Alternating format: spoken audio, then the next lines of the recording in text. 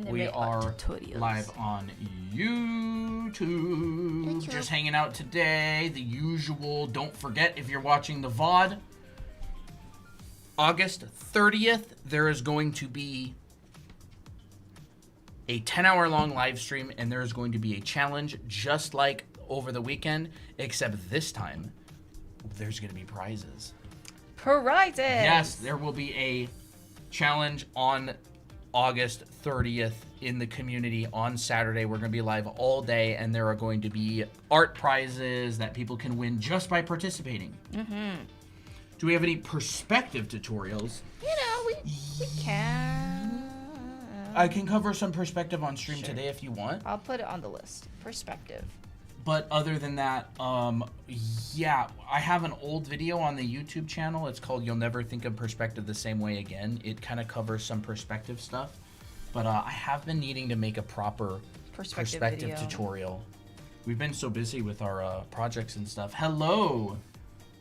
Hi, Dahlia. Hello, Michi. Hey. Star Pebs. Hello. Hi, good night. Good night. Mira, Flying Cats. Hello. Look how precious she is. Oh, she looks like such an angel. Yeah, you know we're talking about you, huh? Do you have any advice on how to make the faces different? I feel all mine look the same. Same face syndrome. And we actually have something that we've been working on that you're going to really like, that it helps with that, which is all of these. So we've actually made our own anime reference head. Here's the teen male. Here's the teen female. Here's the chibi. Where's the adult? There's the adult female. Adult female. And here is an adult male. And we went and we sculpted all of these in Blender and 3D printed them ourselves for reference. And we used them on stream. So this is kind of a topic that we are used to talking about. So we will definitely cover that today. Sitting poses sounds fun. With WSP. I don't. Who? Huh? You changed your username? Any advice on how to make faces different? Yes, we can absolutely talk about that if you want to hang out. Can y'all help me with shading? We can talk about some shading. We can talk about some shading. That sounds fun. And I'm super excited. I'm excited for that. Emmy says, Christina, I'm getting a tattoo of Leisha you drew back in June. Oh, that's fun. Oh, that's fun. I always get confused with the name because it does not sound like Leisha, but it's very fun. That's really awesome. Can't wait to see it. I've been doing so much drawing the past couple days. Awesome. Yeah, I've been. WSP means what's up. Graded. Oh, okay. I have no idea who you used to be, but welcome back. Yeah, we're kind of boomers in a way. Yeah, we don't know slang. I don't know if you know this, but we just draw. Like that's all we do. Yeah, we don't do any trends. We've kind of live under a rock. We try to do the face sharp and eye placement, color picking / color theory. Yeah, we can talk about that. How about like a proper color theory? Color theory, sure, sounds fun. It's been a while since we talked about that. And then what else? Face shape and eye placement. We can talk about the insane face syndrome, so I can do like face shape.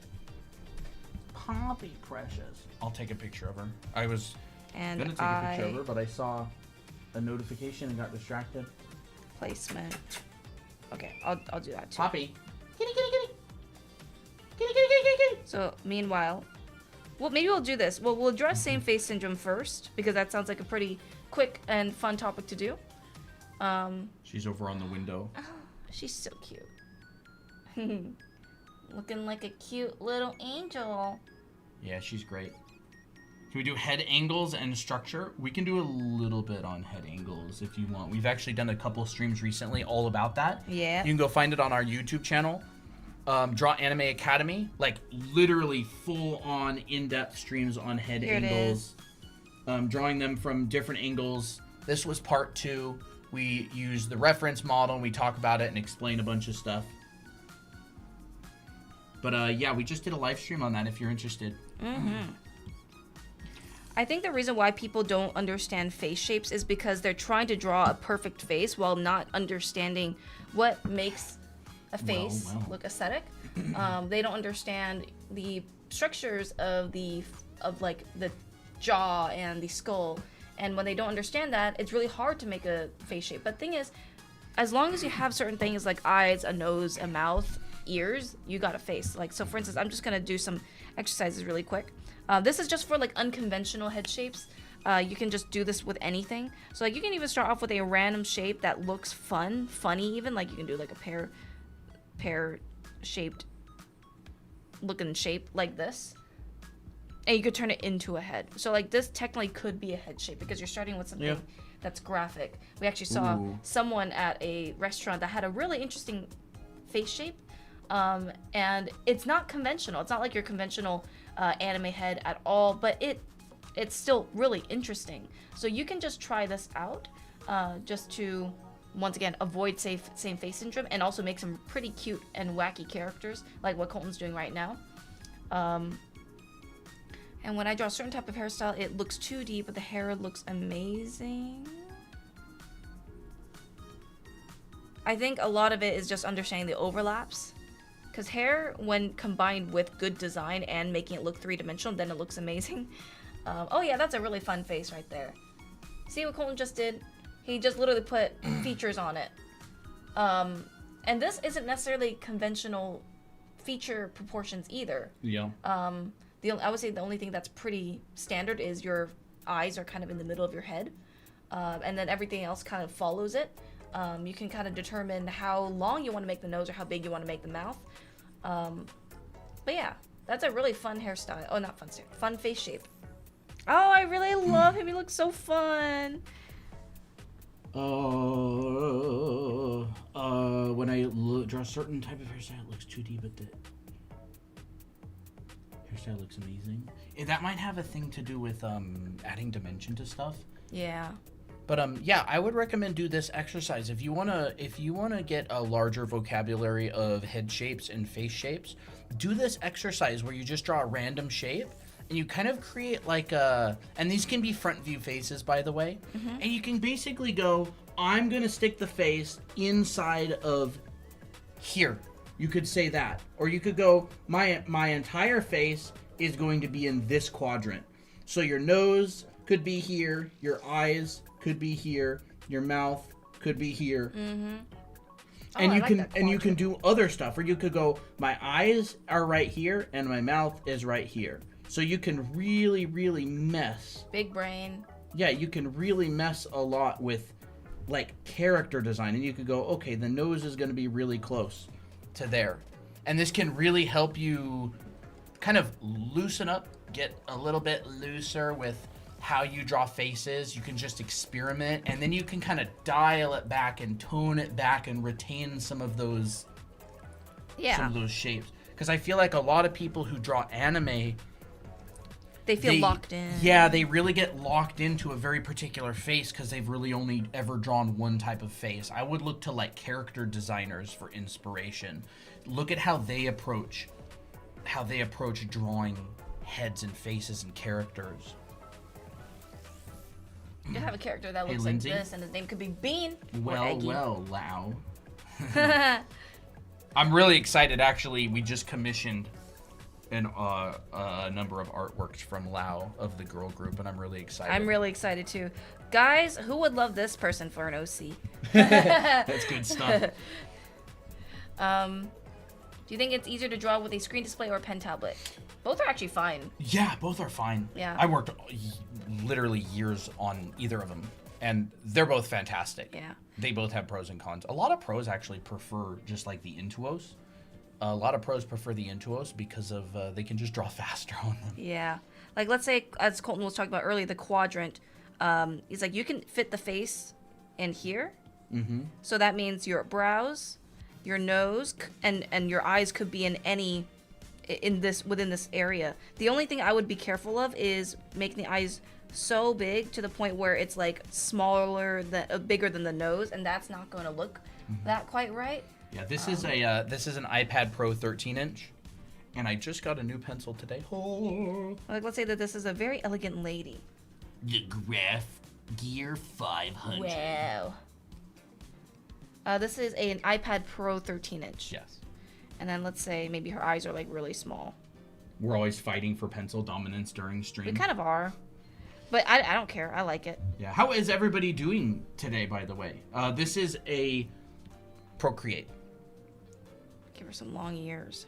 I'm also good at drawing eyes, but when I draw a whole face, I can't draw eyes. That's totally normal. That is totally Just normal. draw a bunch of faces and then eyes on them. Yep. That's it. Like, because, like, you're trying to think holistically, right? So, like, if you're good at drawing eyes, like, let's say you have a really, beautifully drawn eye here. Cooler. Is Procreate free? Now it's like 11, 12 cooler. bucks. Like, let's say you got, like, this beautiful eye here. But in reality, all you're doing is focusing on the eye. You're not thinking about how this eye fits into the whole picture. So when you draw in a face, let's say a face in a 3/4 view, you're thinking about multiple different problems. So like, you got to think about how big are the eyes on the face? What proportions do I want to use? Like, do I want this to look more cartoonish? Do I want this to look more realistic? If we want to make it look more anime, there's, several ways to do that. Like, for instance, I want to make sure that my eyes aren't as big as this area right here. That's way too big. I want to think, okay, I want to be able to fit my nose and my mouth pretty proportionally. So like, let's say, okay, I'll make it this big. I'll make my eyes this big. And then that way it leaves room for the brows, the nose, and the mouth. And then I can make it whatever shape that I want. It doesn't have to be any particular shape. It can be whatever that you want. And then the other thing is that when you're drawing in, heads in different perspectives, you're also thinking about how the foreshortening, right? Because when you have a head that is going away from you, this also is another problem to solve. So like if you have this head right here and I'm turning it away, look how much smaller this eye is compared to this one. This one almost is like kind of looking similar to like a front view eye. It's just slightly shifted towards the left here. But this one, everything's all squished. So you got to keep in mind of that too. Right? And you just got to draw it that mimics reality, which is very difficult. I don't know if I should use more money. I just use Ibis. Totally fine if you use Ibis. Ibis is actually quite good for a free program, and you can do a lot with it. I would say, there's obviously some things that you can't really do with Ibis, like probably photo manipulation, like Photoshop. But that just depends on what the purpose of your, like, what do you do? Do you just want to do illustrations? If so, then that's totally fine. It works great. Hi, baby. Hey, Katsuo. Yeah, we're live. Hi, baby. Where'd you get the model from? Well, I'm so glad you asked. We actually modeled these ourselves, and we're 3D printing them. Once we're ready, these are just test prints, and once they are, done, we will be putting these on sale. But right now they're still test prints, but we still like to use them as reference every now and then. A lot of the time, actually. Tarby, yes. So yeah, we've spent the last weeks and weeks working really hard to model those. I actually modeled that one. Yeah, you did myself model that one. Yep. in Blender. And it looks I sculpted amazing. it. I drew the eyes. Yep, That's all I Christina did. drew the I just eyes did on the it. makeup. And I've been at the boot camp with the anime heads. Yeah. So now when it comes to like different kinds of head types, that is when you're gonna have to think about head shapes like dials, or even like features, right? Because if your only face that you know how to draw is something like this, and I've been here, by the way, like all my faces always look the same because I always use the same formula. So let's say this is my formula all the time. My eyes look like this, my eyebrows look like this, my head shape always looks like this, and then every single head that I do has the same formula. Of course it's gonna look all the same, right? So, but the one way to make it look instantly different is just changing one thing. You can just do a practice where you draw the same head shape, but you can just change one feature. So like, let's say, you know what? Let me just do this because I think it's a fun, interesting experiment. Chuya Nakahara. We generally go live at 5 p.m. Pacific. However, good news, we go live on YouTube as well, and every single live stream is saved as a VOD that you can rewatch anytime. Mm-hmm. We have the same name, Draw Anime Academy. You can go check us out on our YouTube as well. Watch any live stream we've done for like the past year. And it's a lot. It'll take you forever to get through. Yeah. So let's say I only change the eye shapes. to fight the Discord. Wow. I always forget. I'm so Who's new here, by the way? Not you regulars. We'll do a regular check later. We do have a Discord server we announce every time we go live. Sometimes a little late. You mean, is this hard to make, like these 3D models? depends if you have good drawing knowledge, then it's not that bad to do, because you have a good visual library. But it does take some time to get used to.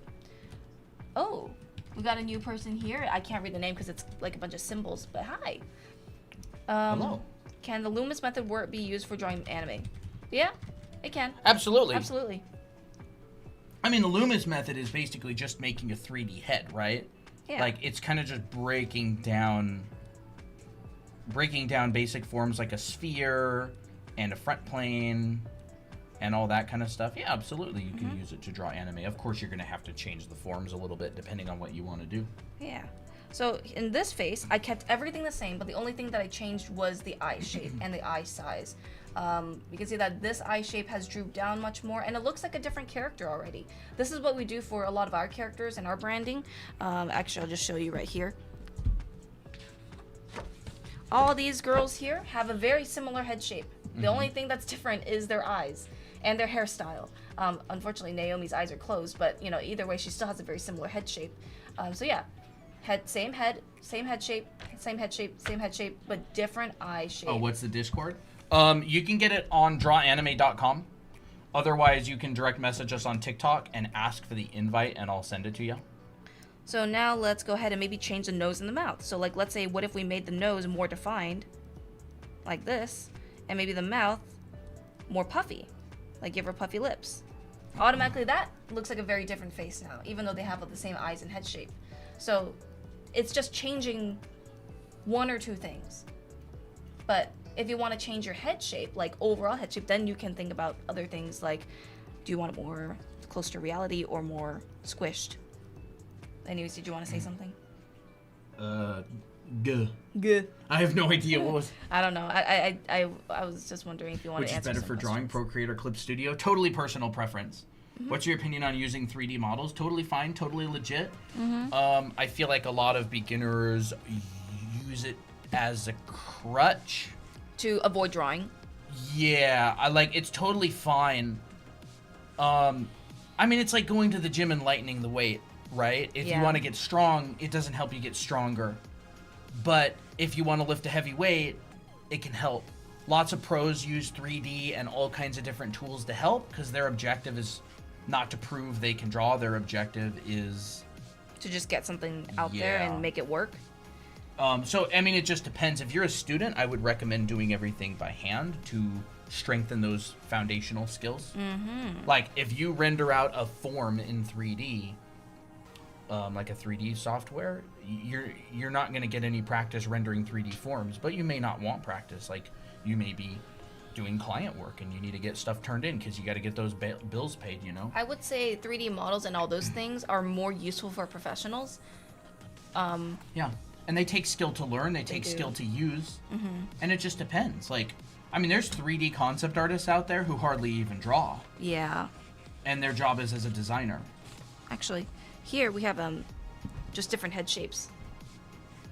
For if you don't want same face syndrome and you want to change different head shapes, there's, circular head shapes, there's rectangular, boxier head shapes, and then there's more like triangular head shapes. So we just gave a bunch of examples. Feel free to screenshot these. I know it's kind of hard to see, unfortunately, but. Hi, just random question. I'm learning anatomy. Where should I start? I'm curious. I have a fantastic answer for you. I would start by taking a figure drawing class. It will teach you the proportions and basic anatomy. When you want to learn how to draw people, I'm assuming you mean you want to learn how to get good at drawing people. You don't just want to memorize all the muscles of the body without actually being able to draw them. So I would recommend a figure drawing class. Figure drawing focuses on drawing the body holistically, and it teaches you muscles and forms as you need them to draw characters and people. Michael Hampton has a really good figure drawing YouTube channel out there. Will Weston has really good content. We have a class. Yeah, we do have a class on figure drawing in our anime art school. We teach you the basics of it, all of the anatomy that you need to draw people. It's like an analytical figure drawing. Yeah, it is definitely would be considered an analytical figure drawing class. Yeah, so we teach you how to set up the figure from the basic proportions, add in the basic volumes of the body, and add the muscles on top of it, like just like you would learn in an analytical figure drawing class in college. So there's a lot of teachers that teach this kind of stuff, but we do have a program available. It's on drawanime.com, and there is a 20% off sale right now, just so you know, with the code 20 for 20. But that is what I would recommend for figure drawing. Take a figure drawing class. Yeah. There's a lot of paid content. There's a lot of free content. So yeah, I hope, and you'll totally learn anatomy, and it's just through repetition, really. Yeah. If you want to get better at the muscles of the body, buy some anatomy books and draw from them. If I go to an art class, will it help, like, at school? Probably. It's not going to make you worse. I don't think it's going to make you worse, no. It also is, like, does it give you an environment to draw? And if so, like, Backgrounds, then... tips for background. Oh, yeah, we'll have perspective and backgrounds. We'll do perspective, backgrounds. Okay, maybe we'll move on to different topics now, because I've kind of been... Giveaway? Yes. There is going to be a giveaway. We're doing another live stream, a 10-hour long live stream, August 30th. That is a Saturday. We will be going live all day from 11 a.m. Pacific to, what is it, like 9 p.m. Pacific. And there is going to be a challenge, an art challenge running during that live stream. And anybody who participates that is interested will be eligible to receive a free prize, like art supplies and stuff. And so we've been planning this for a little while. We've been wanting to do giveaways. And so we're going to do, just like last time, the Coffee Mafia. That's not the prompt, by the way. No. Just But we're going to like do something that. similar, like a challenge. So it's going to be completely free to enter. Anybody who, makes a drawing and does their best is going to be eligible to win a prize. And it's totally free. And we'll mail it to you if you win. Actually, someone was asking any YouTube channels for figure drawing because you don't have money. That's totally fine. We actually made a video. Yeah, Michael Hampton as well. As well. But yeah, we made a video on that exact process. I don't go as much into depth about anatomy, but this is a figure drawing process that is in the video. And I go through demos and stuff. So it's called If You Hate Drawing Figures, Use This Method. And I teach that. Will there only be one winner? There's going to be 3. 3! There's 3 different prizes. We actually have 4 prizes, but I don't think the 4th one is going to be... I don't think we're actually... We have a tablet, a display tablet, an XP pen that we're going to be giving away at some point, but I don't think that's going to be happening this time. On the 30th. We're going to do something else. These are all going to be traditional art supplies, like markers and pencils and sketchbooks and all kinds of stuff like that. Poppy's covering her eyes like she's blocking the light. It's cute. All right. So let's cover some sitting poses really quick. Sitting poses? Yeah. So the key to a sitting pose, let's just look at it from the side view, is your upper body is just going to look as if it's like standing for the most part. But the only difference is that you're on your tush. So you can start off with a nice curve like this, like that bean. The only difference is that this is flat on a surface that you're sitting on. If you're sitting on like a chair, for example. So if you're sitting on a chair, your feet, depending on how long your legs are, will generally land on the floor or a little bit above that. And your legs go down like this. So that is basically sitting in a nutshell. But, there's obviously different ways that people sit. And that all has to do with how you move your torso. Do you want to move your torso where your torso is hunched over? Like this. I actually find that the bean is actually easier in a side view than it is in like other views personally, because it's like really, really simple to see. But you can have some hunched over. Have a good one. Bye, Katsua. I literally told my friend 2 days ago I want to get traditional supplies. Ah, nice. So like, let's say you have someone that's just sitting on a chair, but instead they're hunched over, and maybe they have their arms on their legs, like this. And I'm just doing this in a side view because it's just easier to understand how it works. We can always do this in a different perspective later, right? And then let's say if we want to draw them on the ground, sitting on the ground against a wall, their butt would be on the floor. But how do you want them to sit on the floor? Do you want them sitting with their legs straight out? Although that would probably hurt a lot for me personally because I'm not very flexible. Or do you want to have them curl in on their legs like this? So just analyze this from a side view first, and then you can put it into perspective. Wow, this live just fixed my posture. Yeah, I'm thinking the same thing. I have horrible posture every time. I'm always like, at a restaurant, I'm like, Shrimp posture, right? Drawing posture. Yeah, this is my drawing posture a lot of the time. My drawing posture is like this. That's why we have a good chairs for lumbar support.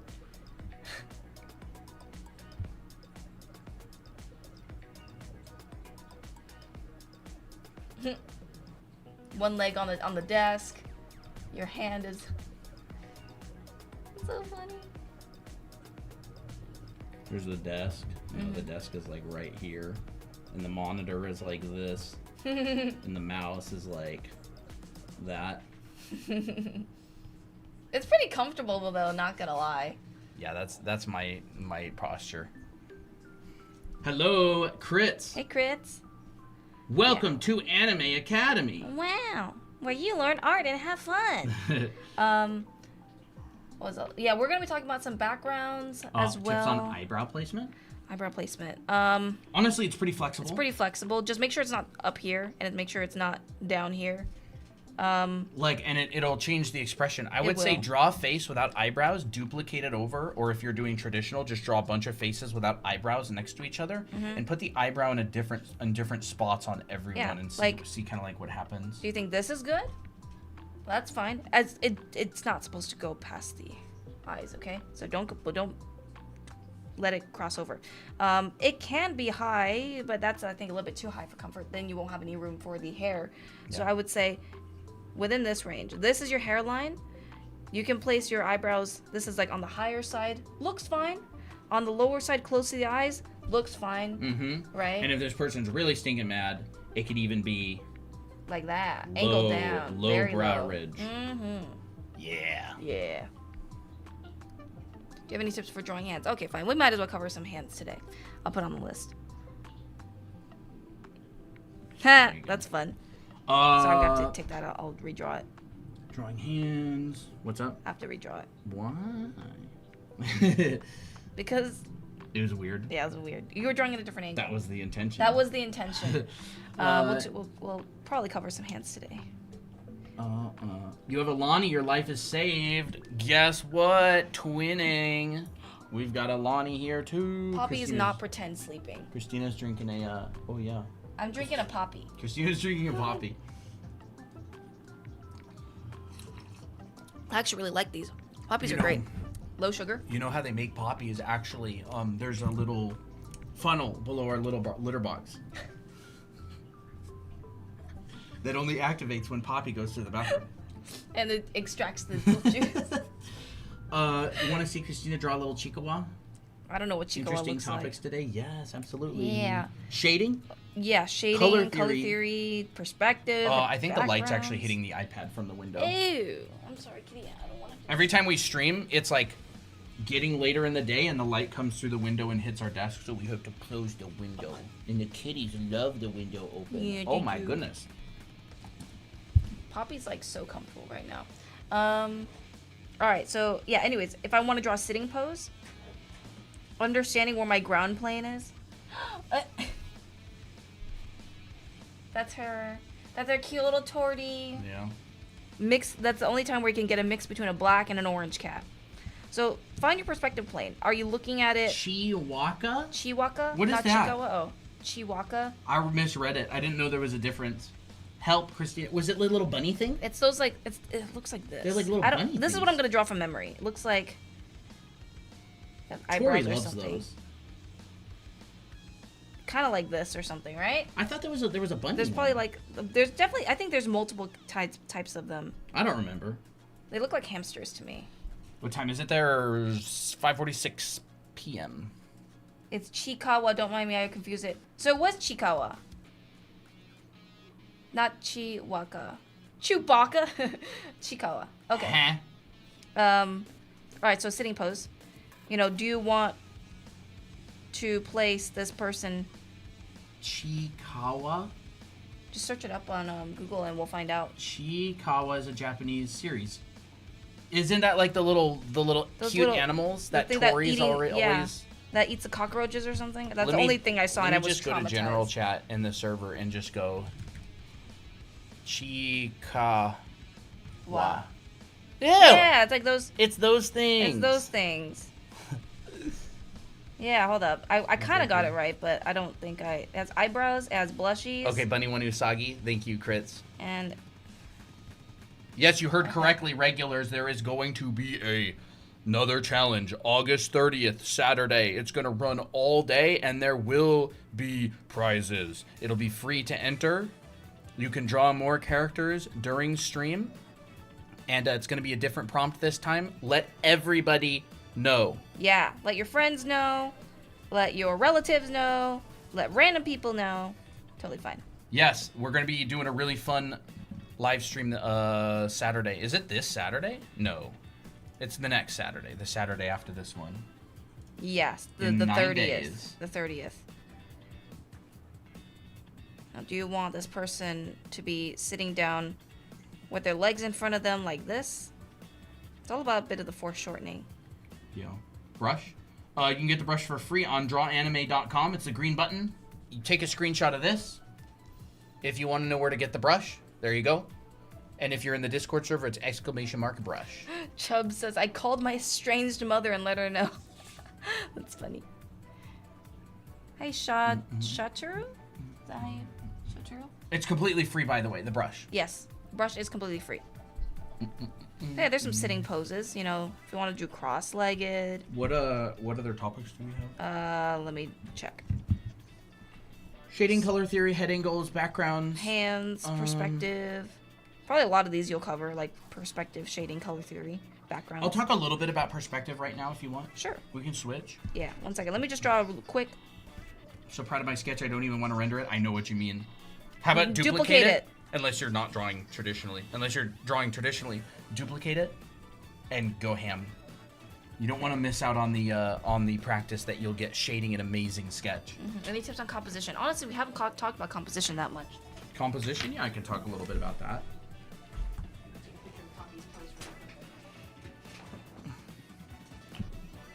Sometimes I believe that I cannot really draw good and I cannot find my own style IDK what to do.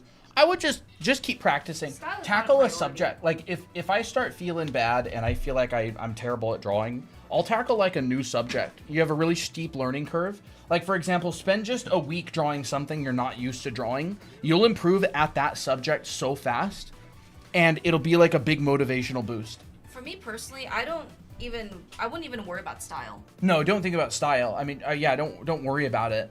But that's what helps me. I'll tackle a brand new subject I've never tried before and look at a bunch of references, draw it a bunch of times, and all of a sudden I'm like 100 times better at drawing that particular thing. And I'm just like, I'm the best. I learned a new subject. And it's like this huge motivation boost. Yeah. So what are we talking about? Perspective? Perspective and backgrounds or something? Sometimes I believe I cannot really draw good. I already read that. Sorry. Oops, sorry. I meant to read the one below. Do you guys use CSP? I've been wanting to try it, and I think... I've never used CSP before. I've used it, and I liked it. It's great. What do you want? Please. Thank you. There we go. You're like... There's all these items to my left. Books, iPads, glasses of water. Yeah, I've never used it. So, perspective. And we're going to talk a little bit about perspective, backgrounds, and maybe composition as well, because it's a... It's kind of within the same family. Comps. There we go. So, perspective. I think one of the most important foundations to learn is perspective and dimensional drawing. And it basically, your goal is to turn your brain into a 3D printer. You want to be able to think about objects in a 3-dimensional space as if they were floating around. Like, where are these objects in relation to, let's just say, draw a ground plane? Where are these objects in relation to this ground plane? Where do these connect to the ground? This one could connect right here. This one could connect right here. This one, maybe back here. This one, we could say, oh, it's way back here. Or if I make this line longer, maybe that one's all the way in the front. So think about space in terms of... What the... I saw your book in Mercado Libre. I don't even know what that is. There's someone selling it for $119. What? Take a picture. Did you Well, they get it a whole lot cheaper if they got it from us. Yeah. Take a picture of it. I would love to see it. I've definitely seen people who stolen the book and sold it at different places and ran the book cover through AI and made Zeke and Zico. But anyways. Cheeky and Chico. So when it comes to perspective, think about objects in terms of where are they? And so a lot of the time, people will just drop in a quick ground plane like this. Like you actually see Christina did it right here when she was drawing this character sitting. She wanted to have an understanding of where does this person's foot come out and come down to, right? She drew in a little plane right here that we're basically eye level with, right? And so when it comes to drawing in perspective, 1, 2, 3 point perspective, all that kind of stuff is really important. But what you're really trying to do is get a spatial awareness. Is there a reference in anime for that? Spatial awareness. Yeah, get like a spatial awareness of where are these objects in relation to each other? How far apart are they? How far is this one from that one? Is it in front of it? Is it behind it? And this is going to really help a lot. Is the stream on August 30th going to have a challenge? Drink. Yes, it is. I want to buy your books maybe at my birthday. If I ask enough, yay, or I'll just buy them myself. Awesome. Yeah, that'd be awesome. Should we have an option on our own website to buy signed copies? We should. Would run out. Yeah, we would. But anyways, and composition largely works the same way, right? If you're composing an image, you're thinking about things in 3D space, but think about the overlap of objects. Do you want to grab that composition book by Ian? I always want to say Ian Hubert, but he's the Blender guy. Ian Roberts. Okay. It should be in the closet. It's a big, thin, big white book. That's a hardcover. All right. It's a really, really, really good book on composition. But essentially, when you're composing, think about where do you want people to look, right? If I want you to look here, I'll put a person there. And maybe I make them really dark. And if the whole background is light, then it causes your eye to move there. If I draw an image and the whole background, let's just do this.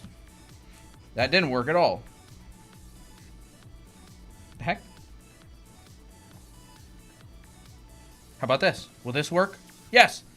Now, your eye goes to the light figure. There's actually a really good book on composition called Mastering Composition by Ian Roberts. And the way that you generally want to break down composition, this is the cover, is into really, really simple ideas, simple concepts, right? I love that one. Like, that one's so good. Where are your objects? Where are your light and your dark? A lot of people will break it down into notan, which is a Japanese word that means like balance of light and darkness.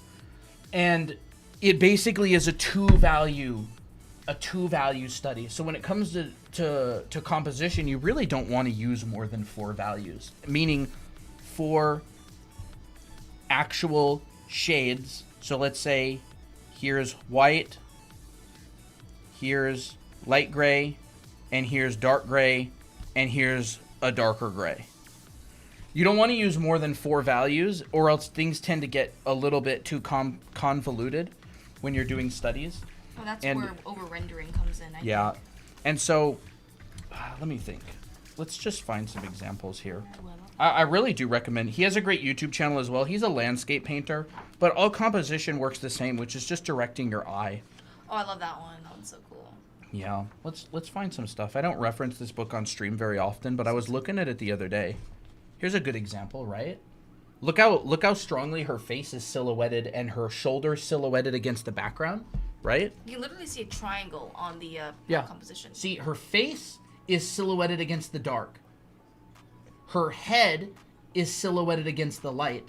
And then her back completely blends in with the background. They don't want you to look there. So this is a lost edge. This is like a really hard edge. And so the hardest edge is going to be right here at the face. Right? A very simple composition. That's a really, really good composition there. And so you can basically just go, okay, I'll have a composition. I've heard that I should learn value before coloring or color theory. Is that true? Yeah, value is the entire underlying structure. I don't know if I would say before. You can learn them at the same time. I would just say, like, sometimes it's probably easier to see value separately than color. But yeah, you can try to learn at the same time. So if I were to make a 2-value study of, say, a sphere, and I want to use that principle that I was just talking about with some, like, lost edges, I would go... Maybe I'll put a nice dark shape up here. Wonton Bob says, I just bought your book yesterday. Thank you. Oh, awesome. That's so sweet. Welcome. Thank you. I know you'll absolutely love it. All right. There's a composition. Now, what I can do is I can just kind of nuke all this over here into another value to make the contrast less. Guys, if you have a good composition, you can make something simple. There's a 3-value composition. I've only used 3 values in that entire composition. I've brought your eye towards the edge of that sphere. And another thing that we could even do is That's an aesthetic composition. we could have a lost edge over here as well. Like, we could even just extend this. And we could even just do something like that. Now we've got so in red or in blue, we have a really, really, really strong edge, which is black and white, the highest value contrast you can get. All right? We've got a really strong edge. And actually, since this is a core shadow, it would end up looking something like that. Okay? So core shadow is a soft transition. You got this really strong edge right here. This is a completely lost edge. I cannot see that at all. So if I were to pull this into color, my background could be like, I don't know, deep blue, like a blue or something, right? Wow. And then my sphere, I could make it like, I don't know, green or yellow, but I would make it the same value as the background. I would just change the color. So I could do something like this, right? That doesn't look good on the camera, does it? I need to raise that. But it's not like I don't think that works a little bit better. So it's way more contrasty on the camera than it is in person, right? I could still have a lost edge, but I could have, and that's what's called simultaneous contrast of color. It's when 2 colors are very different in hue, but very similar in value. There's a lot of artists that take advantage of that. But I'm just going to talk about value right now, okay? I have that picture of Tomoyo. So this composition really, in reality, utilizes a very similar principle to what he had, wherever the heck that was, if I can find it. Oh, it was the page before this, wasn't it? Yes, it was. See? I did it with a sphere. He did it with a figure. It's a principle. It's not about subject, right? So what happens here? Light face on dark background. Dark back of the head on a medium background. Dark background, dark back of the shirt. Lost edge, hard edge. And then you have this nice diagonal right here. This is a nice diagonal, right? You've got this frame right here. This is an interesting shape. You've got like a medium-sized shape right here. You've got a little shape right here. You've got a medium-smallish shape right here. You've got a nice bed. You've got this nice line coming off of that. That's a good reference. And so if you were to draw in like an anime character or something out of this, I would try to keep the integrity of this. Yeah, just squint really hard, by the way, too, when you're looking at these compositions. Yeah. So here's a really good example, right? Here's like a little still life. And then what did he do? He took this and he went, I'm going to make it more interesting. I'm going to put some like panels and stuff behind it. And then this is his value sketch right there. That's a cool composition. Looks good. I want to do more still lifes. Yeah. So look at that. He's gone, this is boring. Yawn. No contrast. No interesting shapes. No nothing going on. Let's make this more interesting. Reflections, dark backgrounds, strong lighting, strong lit planes, cast shadows. Awesome. And then he does a study of that. And if that were like an oil painting or something, that would be a pretty sick still life. But yeah, I really recommend this book.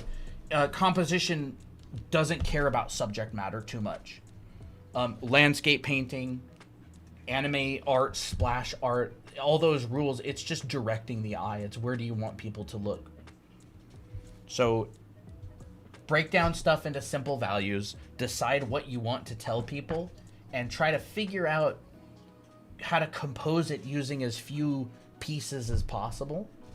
And you'll be good. Ginny, hello.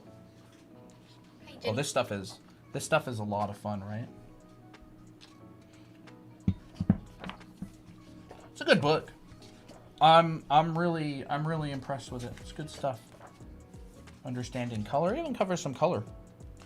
What's one piece of advice you wish you had when you first started seriously? Have more fun.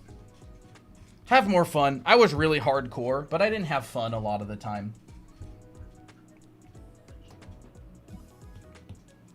Have more fun. Enjoy the process. Obviously go really hardcore, like, you know, but have more fun. Have fun while also being hardcore. How about that? Yeah. So let's go back to this. And as far as perspective goes, like you can see, like this shot has perspective. The circle's overlapping the background, right? It's like what we were talking about the other way. If you want something to feel like it has depth to it, you don't have to find a vanishing point. You can just add some overlaps. Now this feels like it has depth to it. Right?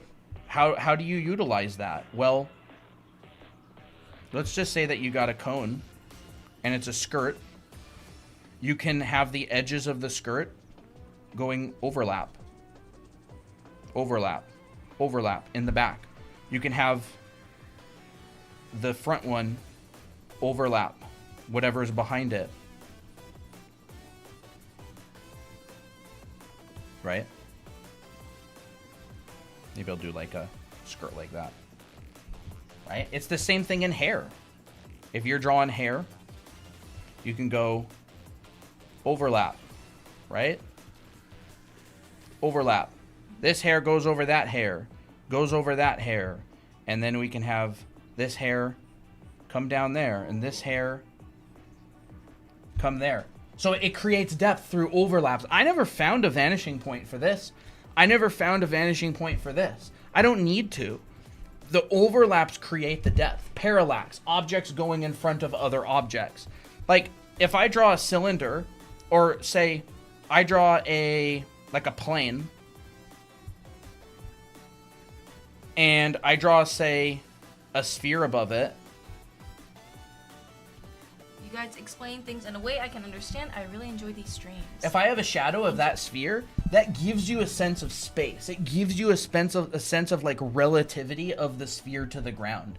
If I put this shadow up here, the sphere would be in a completely different spot, just based on the context, right? And then if I have another sphere right next to it, but I put the shadow back here instead, first off, this creates a tangent. That sphere is now back there. Now your brain's like confused, right? Like, what the heck is going on? Like, this is weird. Why? Because there's a tangent. Your brain expects these to be in the same place, but the shadow's telling you they're in a different place. That's a tangency. Most people think tangencies are only like, oh, this edge lined up perfectly with that edge. Tangencies are things that like confuse your brain. So what I would do in this situation is I would probably just go like,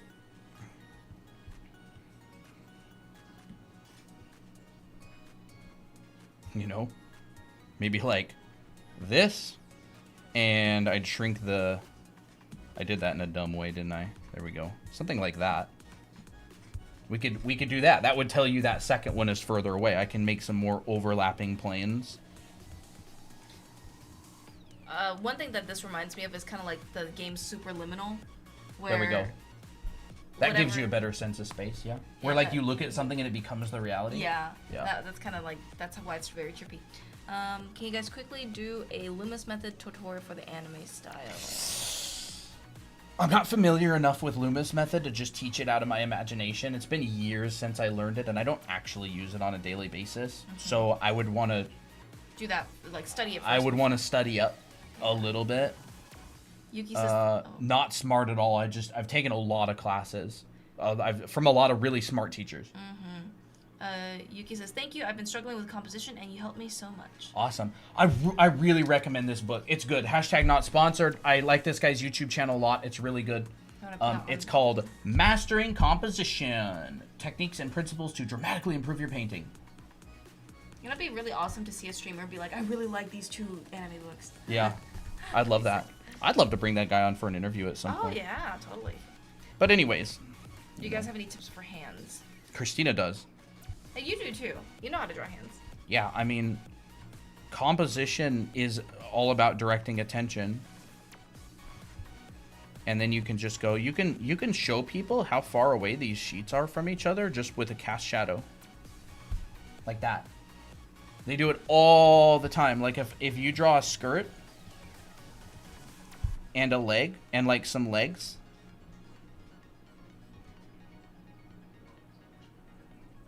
People do that all the time to show you Those could even be shorts. that there's a shadow. And it's the same exact thing, right? You got a lampshade in a room. This is not a skirt anymore. This is a lampshade. Ooh. A badly drawn lampshade. What am I doing? There we go. Right? And it could go... The lamp's not on, by the way. There you go. It's just a general principle. It doesn't care about subject matter. Right? It's about like adding depth to anything that exists. So, we'll go back to our legs because they're cooler. Come on. Bro, imagine a lamp that is just a skirt with legs. Yeah. And then show the cylinder with socks. We can show the cylinder of those legs with socks. We can show a drop shadow from the skirt right there. We can show depth by adding overlaps in the background. Right? We can show depth by having some of these come out towards us. We can show depth by drawing some of that waistband. So like all of these principles, everybody uses them. They just disguise them in different ways. That's actually one of the things about style is style. Everybody who's like a pro, they know the fundamentals. They know these things. Whether they learned it themselves just through intuition or observation, or whether they actually took a class to learn them, doesn't matter. It's the way that you apply these things and how you disguise them in different ways that really creates a style. So a lot of people are like, oh, I'm afraid if I learn the fundamentals, I'll lose my style. It's like, no, it's going to supercharge your style. Because you actually will have these tools in your toolbox that you can like adjust like levers. Same with color theory. We could talk a little bit about color theory if you want. Leg lamp. Oh, look at this. I would want a lamp here's like both. that. Bro, I would want a lamp like that. With a skirt? Oh, that's Yeah. great. That's Well, good. I wouldn't know That's how good to stuff. do all that, but Color theory.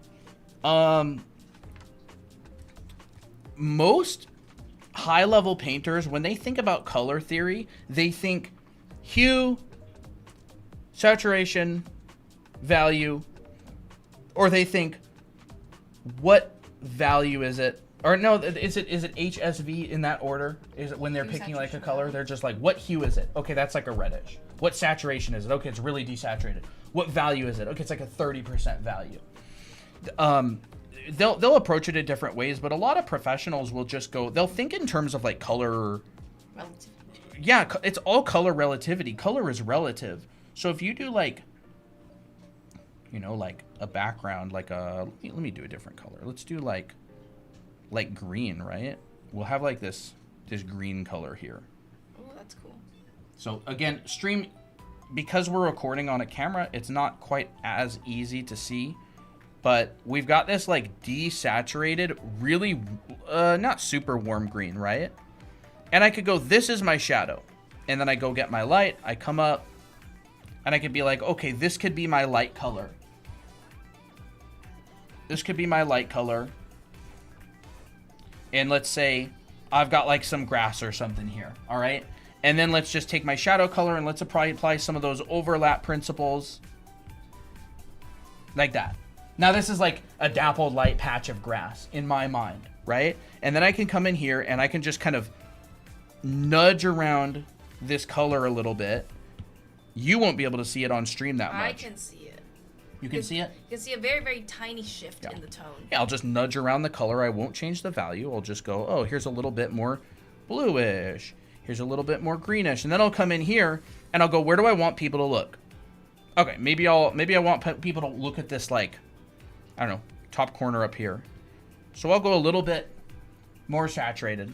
I'll go a little bit more like this. It's barely visible. Yes, that's the point. You don't want people to look at it because otherwise it distracts.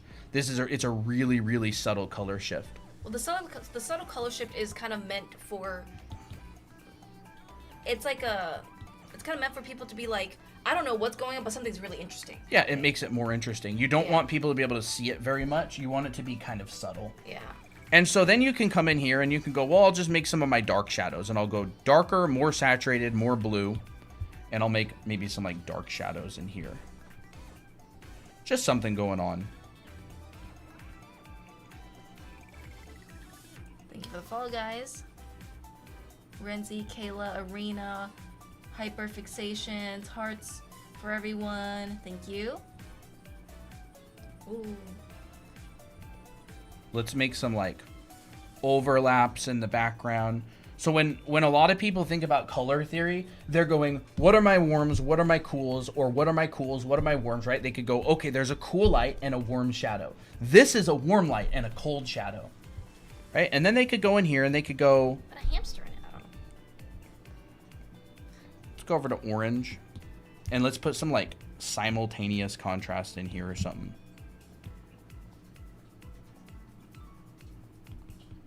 Sorry, Poppy's foot looks so cute when it's dangling like that. You know, that's a decent setup. It's pretty. like a decent color scheme setup. You could take this to like a full render. How to draw in fisheye perspective. I could talk about that a little bit. That would look good with some white on the grass for light, right? White? I wouldn't probably put any white on it. White is very powerful. It's a pure, like, bright. It's like the lightest value that you can ever use. I could put a light over here. That's white. This is a light source. And then this would light this grass down here, but it would be more of a cool light, so it would end up looking probably like...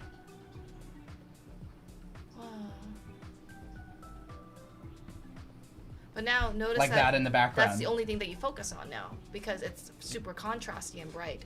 Yeah, so white is generally reserved for your lights, like literal actual light source, a light bulb, a light source. So you see what I did? Over here, I've got a really warm light. It's like literally like... The sun? Yeah, it's like this color, right?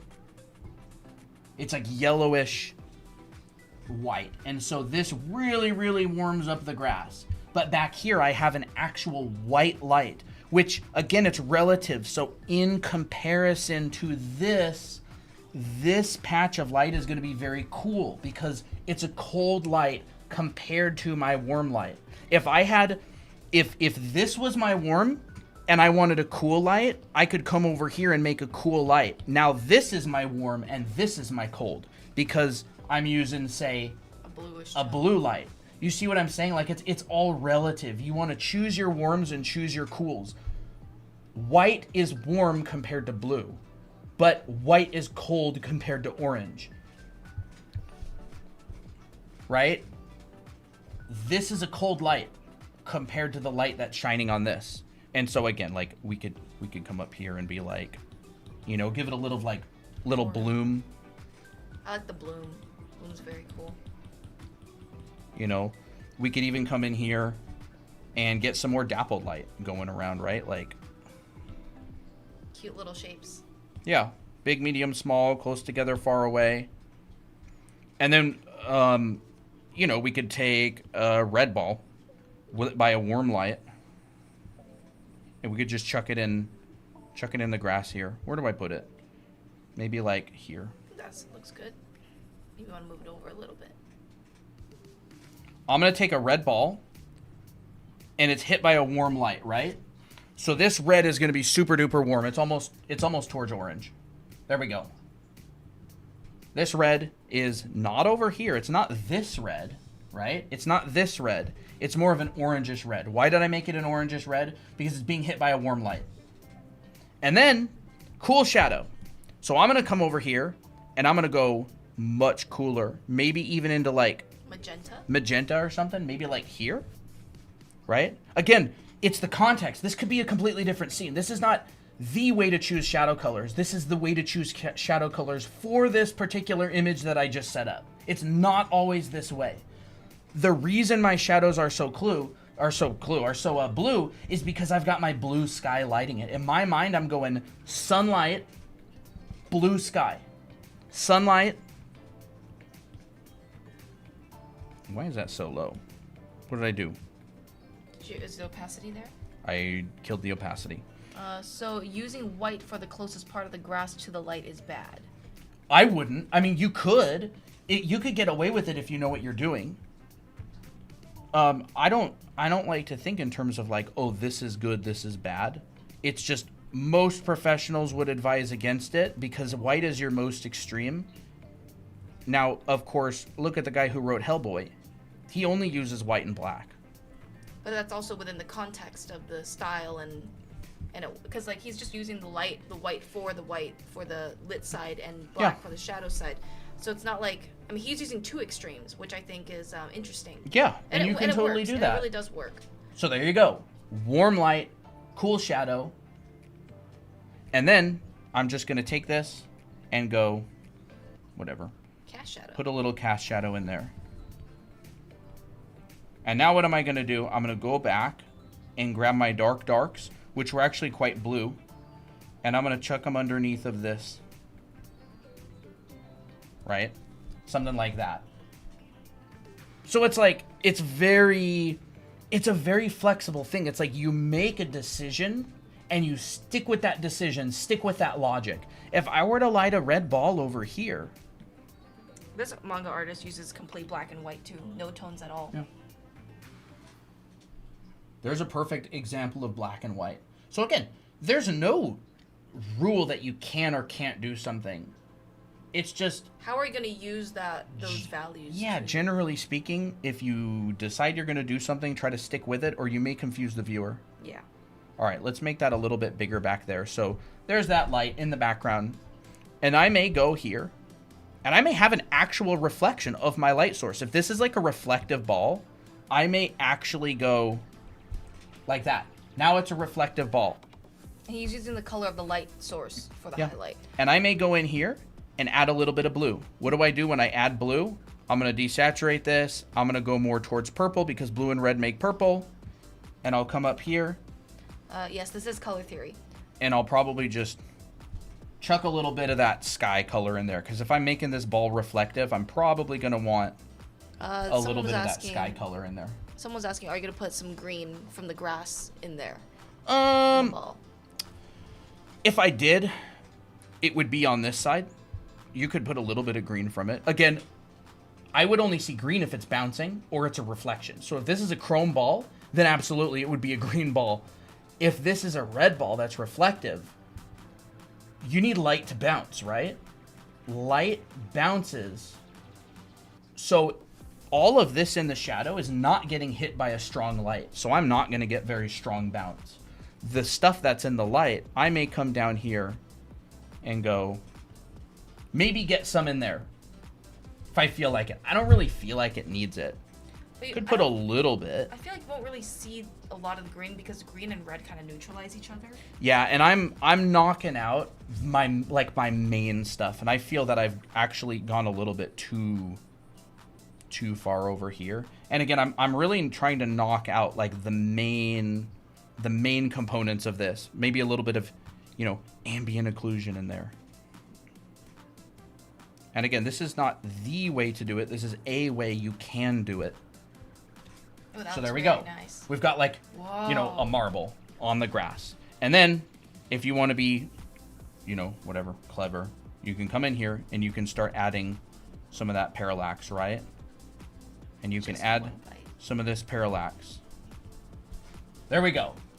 See, we sit it in there. How? Where the heck? By giving it some overlaps. Mm-hmm. You don't need much. And I'm drawing really, really obvious, right? I'm trying to draw with really big, obvious brush strokes, just so it's not confusing, because this stuff can get confusing. And it probably already is kind of confusing. If the red ball is reflective, does the red bounce on the grass? You might get a little bit, but grass is very soft. So it's not going to probably get that much. This feels okay to me, like a red ball. If I put this same red ball back here, I would not make it this color. I would make it way cooler. cold I would red. go like a cold red there. Wow. And then I would add a warm shadow. Warmer. I'd probably do something like that. Why? Because this light back here is cool in comparison to my warm. So it's a white light. I'm going to get this cool shadow. I think someone was asking earlier, would the green affect the shadows in the would affect the color in the shadows? In these? Yeah. Again, I'm not really getting much green bounce in there. If all of this area around here was lit and it looked like this, then I would get a lot more green reflecting into that shadow. But like there's not a lot. There's like a little bit of hit of light. There's a little bit of hit of light. There's not much. And certainly not enough to like, for me to change the entire thing. I honestly went really, really purple with this. I'd probably tone it back quite a bit and maybe just go. Bounce light is confusing. It's usually when something. Probably something more like that. Yeah. And then here's that same red, but it's being lit by a cool light now. Bounce And light then- is confusing. What would be like a good kind of rule of thumb for bounce light? Pray. Pray. I'm kidding. I don't know. I mean, right, there we go. And then we'll take a little bit of that AO, put it in there. So there's like a light that's lighting the same red. This is a cool red. Come on. Cool red. Pretty far. Not into orange. Yeah, look at that. Look at that jump, right? Very orange. And again, I'm exaggerating. I like juicy colors. I like exaggeration. I don't have my iPad. It's in front of my laptop. Can you grab it? Yeah. Right? Cool red. Look at that jump. Cool light. Warm light. Look at that jump. So it's basically just I noticed you hold your hand farther away from the top of the stylus. Does that help? No, I would say probably because I just took an oil painting class recently and I hold the brush really far back. I didn't even notice. Another thing is I don't want to block the canvas with my hand, so a lot of the time I'll go like this. I mean, if you think about it, the bounce light is already happening because the shadow isn't like pure black. Yeah, actually, I would say the main reason I hold the stylus so far away is because I don't want to block the canvas a lot of the time. I just want the pen in there. If I held it really close, it'd be like, oh, there's his hand. Yeah, it would take away from the drawing. But anyway, so like some examples, right? This encapsulates, this is a painting I did a long time ago, and this encapsulates that perfectly, right? Look at this. Super mega warm grass. Super cool grass. All of this red barrel in the shadow is being ambiently lit by the sky. So the sky is blue. So this is like a red object that's being lit by like a blue light, right? So it's like, I made it super purple. But look at the red barrels that are in the sunlight. They're super red. And then the shadows are more purplish, cooler red. And I added that purple in the shadow because that's dumb. I shouldn't have done that. You like using opposite colors, less saturated to add dynamism to colors, or you prefer more realistic? Either or, it depends on the project. I personally like really intense stylized colors, but like here's an example of one that I went very desaturated with, and you can see that I sort of kept that photo quality. So like there's photo textures all over this, but like all of that in the background is painted. It's all super, super low saturation grays. It's like a very gritty, gray, dark kind of moody environment. But like here's another piece, right? Like which I went really intense with the colors. Like you can feel this one's kind of in between. This one has like pretty intense colors, but it's also kind of desaturated in a way. This one, mostly purples and pinks. And I've made a rule, as you get further into the distance, the pinker it gets. The pinker and lighter. As the further away you get, the pinker and lighter it gets. And so I've kept... It's more pink in person. Yeah, it's a lot more pink in person. You can't really see it on screen very much. Violet doesn't do well with cameras. Like, we have a purple and pinkish PC, and when I tried to take a picture of it, it like turned it blue. Yeah, you have to like color balance it. Yeah. See, this is the same shot rendered two different ways. This one's like really, really cool. Cool lighting, basically. And you got like these warm shadows. This one's warm lighting with cool shadows. You can see that red, really hot red, really cool red. Warm white, very blue. You come back here, and I moved the stripe for some reason. Cool, warm. So I've kept that structure intact. Yuvia says, hello, hi Yuvia. Blackheart said, what's the topic of this live? No topic in particular. We're just kind of doing requests, some topic requests. And yeah, like I like to do experimentations like this, where there's a whole bunch of lights. There's a cool light coming from the front left. There's a green light right here that's lighting this side of this object. There's a big yellow panel in the background that's kind of lighting everything from behind. That's why you see this strong reflection. You see that you can pretty much see every single light on this cylinder here. Blue, green, yellow. This has got a really yellowish. I kind of imagine there was almost like a little bit of yellow to the right as well. It just kind of felt right to me. Lee asked, where can we see more of your art? This is kind of all everything I have online. I have an art station. I don't really post any work. Yeah. We both don't really post that much work these days. A lot of this stuff I don't even think is on my art station. Like this was a demo that I did for our anime art school. I teach a rendering class in our anime art school. 20% off right now, by the way, until August 31st. Drawanime.com. This is all stuff that I did live in the rendering class. This has 2 light sources. You can see 2 cast shadows. This has 1 light source, colored objects. I teach how to calculate cast shadows, drop shadows, all that kind of stuff. So for example, here's all the calculations of the cast shadows. Here is the rendered blocks.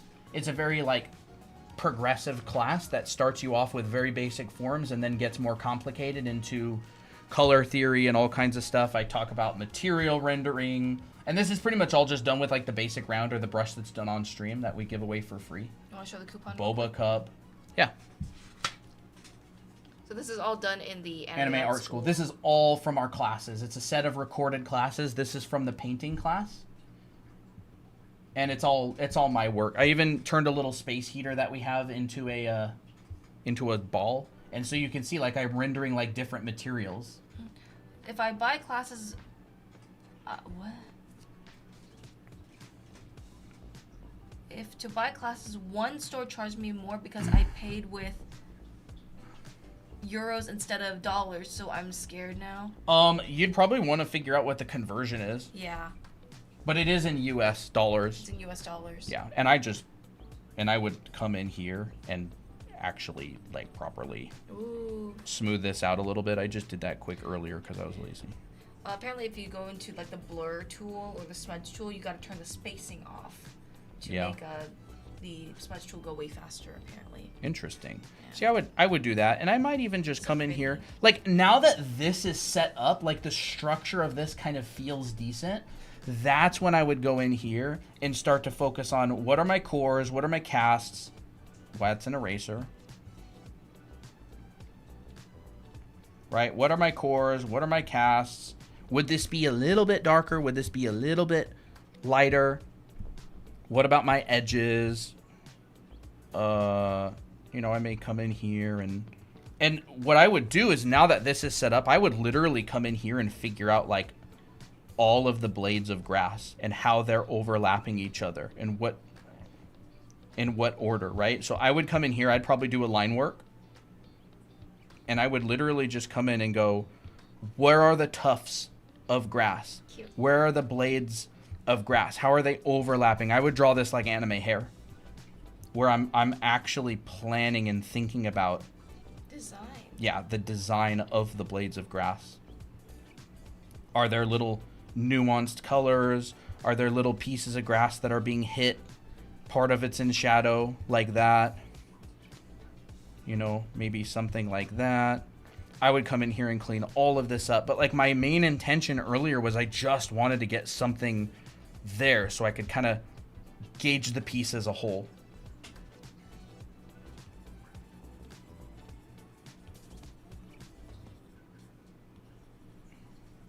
How does the class work? I'm sorry if I'm not sure how online classes are.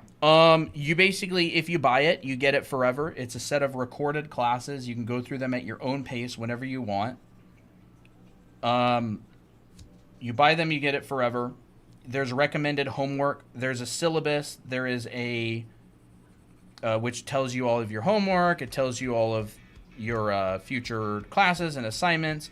And we have a recommended pace, and it's kind of structured like a college. So it has like week 1, week 2, week 3, week 4, term 1, term 2, term 3. You don't have to go through it in that order. It's recommended.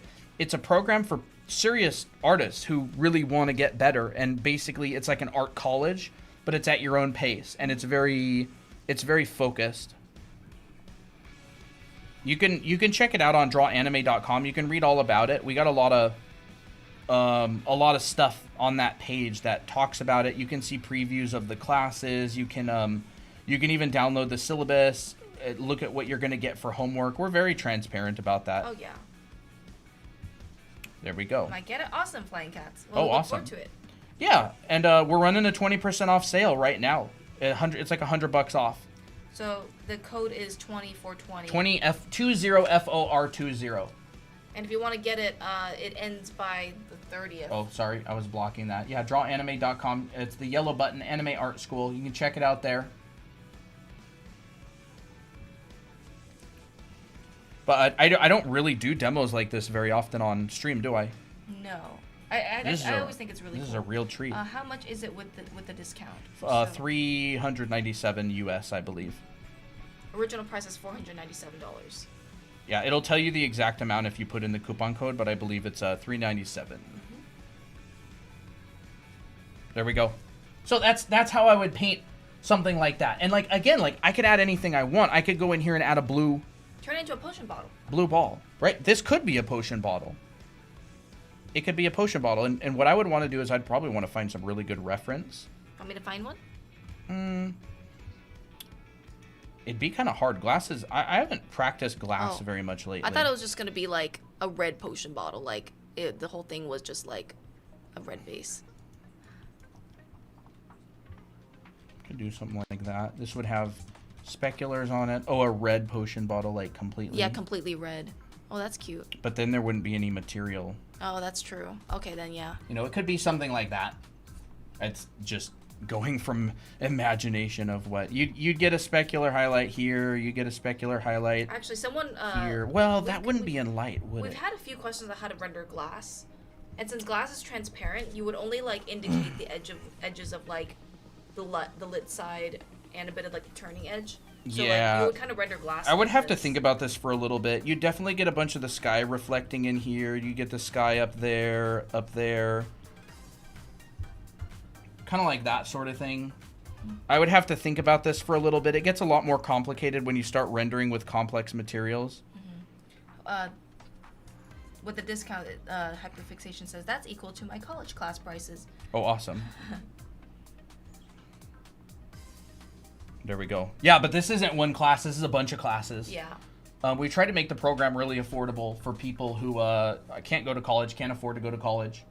So the price of all of the classes in Anime Art School is generally the price of either less than or equal to one single college class, depending on what college you go to. I mean, one class in Art Center is over $5,000 US. Yeah, it's crazy. But yeah, I don't really like the potion bottle part. Okay, then you can just take it out. There we go. Or I could leave it. It don't matter. Maybe we could do something like that. Make it a little bit more. That blue does not work. I don't know. Well, maybe just leave it like that. Yeah, I'd have to mess with this and look at and find some decent reference. You generally would get a piece that would come into here and go around here. I would probably want to design out the bottle separately. I'm telling you, it is. It's so expensive where I'm going. Yeah, we both went to art college as well. It's very expensive. A 14-week. How much is it a term? 24,000 or something. So when it comes to reflections, actually Robert Lemler gave us that handout. That's a good handout. Where is it? Speculars happen in pits and in peaks and valleys. Peaks and valleys, yeah. Like hair. Yep. Specular highlights happen in peaks and valleys. So highlights will happen the highest peak here and here. And it's funny Really? because you can in actually valleys see. too? Oh wow, Yeah. that's interesting. They happen in valleys. Wow. Like, look, Oh yeah, that's right. Oh my gosh, specular that's right so there. true. What? So you'd have a highlight in I've been here. doing it all wrong. As long as this comes down and kind of changes direction sharply, highlights happen in peaks and valleys. Oh. That's straight from Asaro.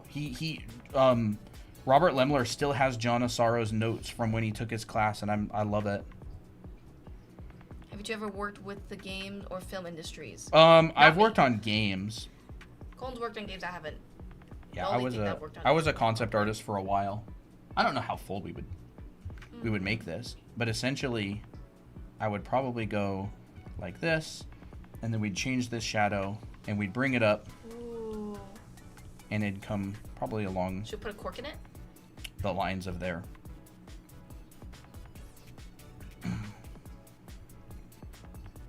Yeah, Colton worked for games before. I got into this by teaching, so I mainly just teach. But I also take classes online and stuff about design and stuff. Christina's professional level, but she runs the art department side of our brand. So she actually turns down any job offers she gets because she already has her own business. There we go. Right, we can have some speculars there. Are the highlights the same in any scenario for the peaks? No, I mean, it depends on the shape of your light. If it's a light panel, if it's a light bulb, if it's the sun, if it's the sky, they tend to be different. Depending. Oh, that's so pretty, so juicy. And then what I would do to probably just imply glass is I would probably just come around this thing and go like this. Hi, Rich. Hey, Mikoto. And Kobe says, cool stuff on YouTube. Awesome. Welcome. You know, this would definitely get a lot of upward facing plane. And again, I would definitely want to do a more in-depth study of this. If this were like a proper artwork or something for a client or whatever. This is kind of quick. You know, maybe like a potion bottle or something. You could just do something simple like that. I like how it kind of darkens when you zoom out. Does it? Kind of. Ah. But yeah, and I mean, you know, you could like on a client work or something, like you'd have like a chest or a, you know, you might have like a chest, and so you'd probably draw in the box of the chest. You would figure out your shadow. That don't work. Nope. Your shadow, your light. It would work on it if it was on a different layer. Okay. So this would say, be my shadow color. Since you two went to art school, would you say it's worth it? It's a very hard to answer question. Very hard to answer that question. It depends on what you want to do. It depends on how good you are. It depends on your financial situation. It depends who the teachers are that particular term. Depends who your classmates are. It depends on your resolve too. Yeah, like there's so many questions, and like it depends on what industry you're in. Are you in animation? Are you in viz dev? Are you in concept art? What other schools are currently out there right now? What other programs and classes, because they're constantly changing. There's so many factors. I would spend like months nerding out as much as possible, obsessing There's whether a or not. school that Yeah. we found recently that looked really interesting. Lime Academy. Yeah, Fine but that's art. like a classic. That's a classically. It's not like a. I mean, it is an art school of types, but it's not like your. It's a classical art for school, classical art, yeah. It which is sounds sick. really- I mean, sounds it's got awesome. really good foundation. Yeah. Heck, Robert told us about that. Yeah. Is the blue from the sky? Yes. Yeah. I use Procreate for all my commissions and concept art. Nice. Procreate's great. I don't use it for concept art because I need the manipulation tools of Photoshop too much. But Procreate's fantastic. If I were to do concept art that's just traditional or just drawn without any type of like 3D Blender, any type of that kind of stuff, I'd actually probably still use Photoshop because I'm more used to it, but Procreate's good. Let me see. How would you suggest starting out how to draw in a dark scene? In a dark scene, low key. Think about it in terms of your graphical design. The very first thing I would do in a dark scene is I would solve this problem. What graphical statement am I trying to say? In low key lighting, your lights are generally your focal point. In high key, your darks are generally your focal point. So, light figure, that's my focal point. It's not always, but a lot of the time. So if I've got high key, what? Is it better to ask, like, when you go to art school, do you actually improve a lot in art? It totally depends on the school. I know a lot of people who never did. I think it depends on the quality of the practice that you get in the art school, how serious the teachers are. I definitely had art classes even in high school that were kind of mimicked college art classes, where it's all about writing an essay and making some pieces that didn't necessarily include fundamentals or anything, but was more like abstract, and it didn't really help that much, because it wasn't necessarily like a class that was geared on teaching fundamentals. And then there's some classes that are like, oh yeah, here's a perspective class that takes you through a whole program in 14 weeks. That's more like a trade school style. I would say research the classes a ton. Research the instructors, research the quality of the students, and that might help a little bit with that. I personally hated the abstract assignments I've gotten. Personally, me too. I feel like the abstract stuff could be like after you learn a lot of the fundamentals and after you kind of have to understand what voice you want to have. But for me, it's not really my cup of tea. I know that some people really do feel passionate about it, though, and that's, more power to them. Yeah. See, right now I'm just putting in basically my local values. I'm just putting in, like, the local colors of each side. Mari Burnett says, you're getting an Art Center education right now. These two are amazing teachers. We appreciate it. Oh, thank you. Art Center's a pretty good school, so that's pretty high praise. Yeah, that is very high praise. Thank you. I had a good time at Art Center. Yeah, I did too. I left pretty early, but I'm still friends with a lot of people that I was classmates with, and the reason why I was like thinking about that Lime Academy was because I kind of missed the experience of being in an art school, and I'm like, I love the experience, man. Yeah. It was really fun. It was good stuff, but I also love our community and what's going on these days. Yeah. This is kind of interesting, actually. Yeah, for me, because of my art skill level, the only thing art classes did was inspire me more. Oh yeah, and that's totally great. Like I would use art, not like if I was stuck with a class that was kind of mid, I would still be like, well, I'm still gonna use it to draw anyways and still do my best. It's not because like, oh, if it's a bad class, then you're guaranteed to not improve at all. Like where there's a will, there's a way. Like there's people, there's definitely a lot of people who have taken art classes and they said it sucked, so they just took the teaching into their own hands, and they took a lot of mentorships while they were in an art college. So it's like using your environment to your advantage. You know what I need to do? What? I've been a bad boy. That sounds weird. I've been bad. I made this way too small. As always. He always makes it so small. Oh my gosh. I always make this way too small, and then I run out of pixels. All right, the way you render / color scratches my brain. I love that compliment. Thank you. It's nice. It is very satisfying. Whenever Colton paints, I'm like, man, this is a very satisfying looking painting. And now I'm just designing, basically. I'm looking at some references. I kind of like how one of these kind of comes out and back in. That's kind of cool. And I want to think about the thickness of all of these. How thick do I want that to be? Whoa. Sweaty hands don't like iPads. iPads don't like sweaty hands more so. Yeah, where are the... Now I'm thinking, like, which way is the grain of the wood going? Maybe I'll do something like this. It makes more sense for the grain of the wood to be going that way. So, what's going on in the stream right now? What is stream about right now? Colin's just doing, like, a rendering demo with some color theory. And he's also just having fun with it.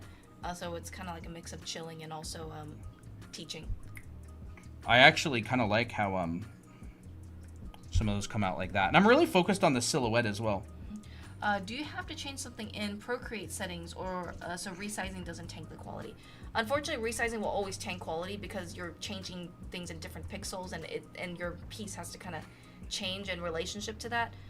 I would say the best thing to do is just start off, pray, but start off with a big canvas, like a generally big canvas, so that when you resize, it doesn't change as much. All right. I know that people like would turn things into vector to keep it, but I'm not exactly sure how much that works.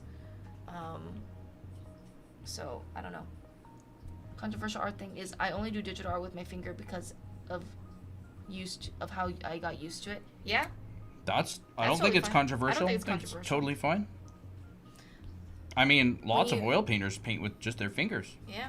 Then they end up dying because it's not safe. Maybe that's probably what's gonna happen next because I sometimes paint with my fingers. Yeah, I'll like smudge an edge or something. Honestly, I really enjoyed like oil smudging. painting. It was so fun. Yeah.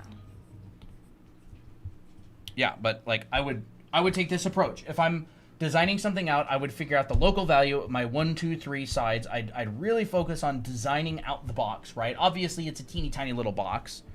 So, that's not what I want. Freehand.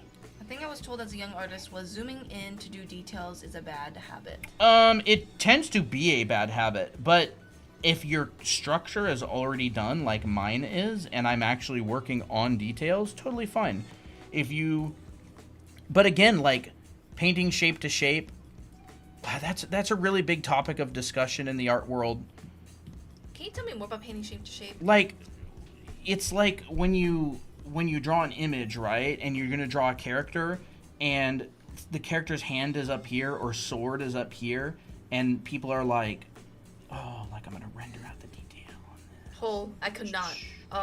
You know what I mean? I like, cannot. you and I are like, oh, the structure of the pose, this and that, and the helmet, and that, and okay, what's the arm doing, and what's this doing, and that doing. Like, we figure out all that stuff before we ever go into any detail. We figure out the structure, the composition, the value, the read. And that's how we like to teach. Like that sort of thing. Painting shape to shape, a lot of people will do it in, there's nothing wrong with it. Oh, is it the grid? Like, I think a good example is like using a grid method, which can be really useful in certain cases. But Robert Lemler is always talking about, like, he just doesn't think that this is a very good approach because it doesn't give you as good of shapes. So, starting with the largest brush possible and just being like, okay, we got this piece right here, we got that piece right there, thinking like, you take a class from any really high-level artist, they're generally going to start with like the largest graphical read, right? This kind of stuff. This kind of stuff. Like composition. This study for an oil painting, or this study for an oil painting, or like this study. Like, these are really, really rough pencil sketches that are their only focus is to get in the overall feel. And this is the traditional version of not zooming in. It's like doing thumbnails.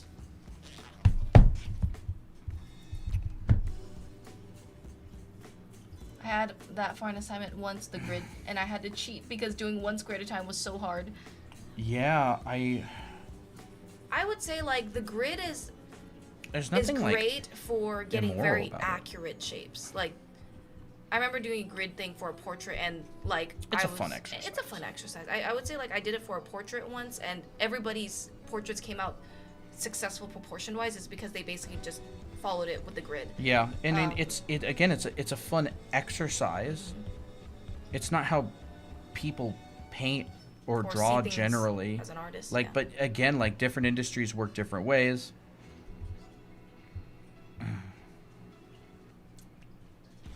What is the best art app you recommend? Anything that fits your needs. Yeah, anything that you like. They all work pretty good. I hate guidelines so much. Depends on what kind of guidelines you use. I'd say guidelines are extremely helpful if you place them in the right spot and you use that to make a successful this painting. song. Like, I love this song too. Like for me, I use guidelines for when I'm drawing faces because I need to understand proportion, and I follow that to almost to a T unless I need to change something, and that guarantees a more successful drawing. Unless you mean grid lines like the grid, then that's a bit different. I guess that is also kind of good, like guidelines. It's just a bit different way to use it. See, people hate on Procreate. It hurts my soul. There are some things that I don't like about Procreate. I'll be honest with you. Oh yeah, Procreate's great. Procreate it's really mostly pretty good. Yeah. I would say the things that I don't like about Procreate is more about like it's very sometimes it can be clunky to use. Like you gotta like do so many like hand motions just to get to a lot of it is the limitation of the medium. Like it's just a Exactly. single screen. So Yeah. like you want to go select something, you're like you're like doing Yeah. you're doing that like knife game where they go like it kind of feels like that sometimes. But it's the limitation of the medium. I think Procreate's great. It's cool. What? Precious? Oh yeah. I haven't really done a demo like this ever on stream. I really like this. It's really cool to watch. And I feel like a lot of people like it. I mean, there's 124 people here. Really now? Yeah. Well, let's spice things up a bit. Anyone- Let's get some risk.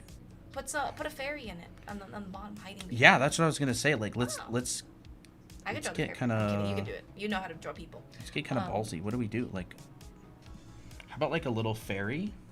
She's like hiding. She's like, what? How about like a little fairy like flying here or something? Yeah, that sounds cute. I'm gonna put this on a new layer.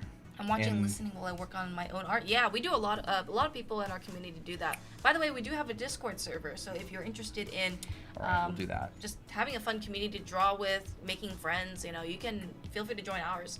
It's on our website, drawanime.com. All right, let's do that. And then this fairy is actually giving off light. So this is what we're gonna do. We're gonna come in here. We're gonna add purple and brighten this up a little bit. Lau says that'd be very small. And I'm just gonna kind of. I think I have shaky hands. My lines are almost never straight. That is very common. Just draw a lot more, and your lines will generally get smoother. But I wouldn't worry too much What about something maybe like that? Oh, that's pretty. I would say drawing straight lines comes with a bunch of exercises, like drawing, like aiming your line from one point to another the best you can, and keeping steady. But The heck? I think if you don't draw a lot, your hands are just naturally going to be very shaky. Like that's just kind of the, reality of drawing, right? The heck happens if I add purple to green? What are the pros just turns and gray. cons? Oh, really? Yeah. That's cool. Interesting. What are the pros and cons on Procreate? Pros is create. Pros is I'm kidding. I don't know. I don't know Procreate that well. I'm literally used like one single brush this entire stream, and very, very, very, very basic tools. I use it super basic. I use it I very don't know basic, too. Procreate well enough to use it in a more complicated way. I know there's like Liquify and stuff. I never really use Liquify is it. pretty good. Liquify is actually, for me, in my opinion, a lot better than in Photoshop. Oh yeah. It's more like you can. I don't It's just use easier it. I to don't use. know where it is. Oh, you don't use it? I know it's better than Photoshop, but I don't know actually where in the program it is. Mm-hmm. We'll do something ballsy here, right? We'll just kind of add a purple. I don't think it's bad that lines come out wonky sometimes. I think it actually makes things more interesting. If your lines are too perfect, They're not interesting. they're not as interesting. Like too straight. Like lean into it, I Lean would into say. the wonk sometimes, you know. And look, you know what happened? Because I reserved my whites, I can go light here, and this will feel like it's glowing. That is. And I'm not even going white. Look, I'm not even quite all the way to white. I'm like here. I'm like almost white. yeah. I'm like Like maybe 10%. yeah. Or Like less than that. I can go up there, and I can go all the way to there, and I've reserved my value. She's literally a light source, and I have not gone to white. Like I'm saving it. I'm really trying to save those Values. lights. That's why, like, if you use white too much in too many different areas, like, it'll confuse your brain, or your viewer's brain into being like, where should I look? So, like, yeah, he's got a lit side on the grass, but it's not pure white. Right? Yeah, and like looking back, I would probably do like a major value adjustment to a lot of this grass as well. You can probably pull the color in. I don't know. I don't think that'll work actually. It's not really looking very Dark. good on stream. Let me see. Maybe you can do a bit of color balance too, perhaps. Nah, I'll leave it. I'll leave it. And I'll just do... Subtle. Yeah, a little bit. Clip Studio is very overwhelming, and Procreate is the common, less overwhelming drawing app. Clip Studio... Like all... A lot of drawing apps have their complications. All powerful drawing apps have a lot of functions. Yeah. For me, when I use Procreate, I just used a brush, an eraser, with some stabilization and like some smart eraser tool or something, and a pen. Like if I want to just create comics, for example, I would just do sketching brush, line art brush, an eraser, and then my others, that's like one section, right? And then my other section would be like tones. And then that's kind of all I used. Because I mainly use Procreate to make comics. I don't necessarily like it as much for creating like illustrations. I find that the default brushes in Clip Studio is kind of annoying to me. I don't know, I just don't really like it. It feels not very intuitive, but maybe it's just because I'm using it wrong. Yeah, we could just do something like this, something kind of simple. What brush is that? You can get this brush on our profile for free. You want to pull the green card? Yeah, on our profile. This is the link on our profile. Otherwise, you can just get it on drawanime.com. If you join the Discord server as well, you can type !brush in any of the channels. The bot will give you the download link. It's completely free. Mm-hmm. Completely free.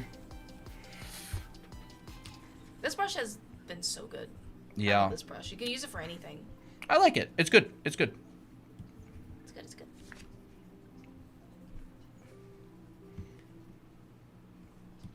Thank you everyone for joining. The Discord on your account bio. Yes, It is. It's on that link. It's on a page. Yeah, thank you guys for all the tips. No problem. That's what we're here for.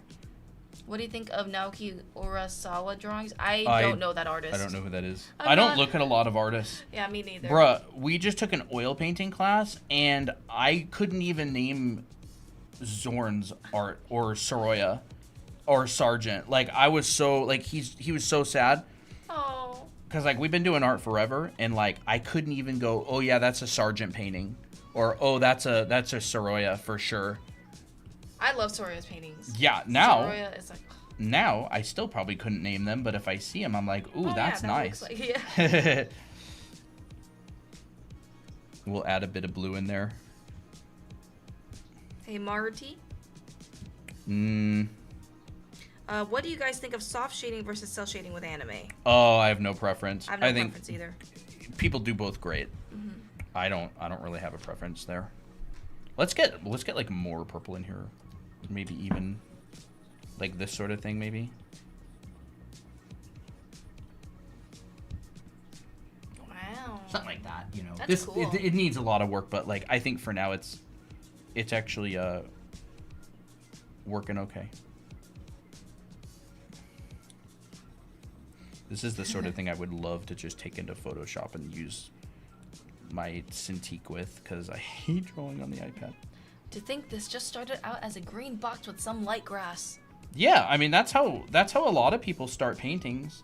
Start with something and then they can keep expanding on it. You just build out and you consider the composition the whole time. I was initially wondering, like, what if you made the box like open like slightly or something, but that would be too much work. Could. You could draw some coins in there. Or extra potion bottles, I don't know.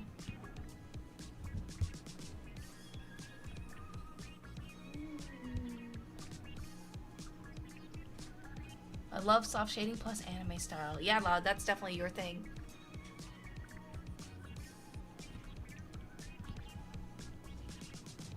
I should take a rendering class, honestly. Like a really nice material rendering class. I want to take the swatches rendering class. Ooh. They're pretty good. Clint and Diana Clearly?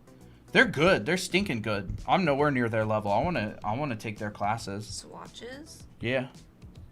Obviously they're geared towards people becoming Magic the Gathering artists, which is not what we do. Mm-hmm. But absolutely, I bet it's a great class.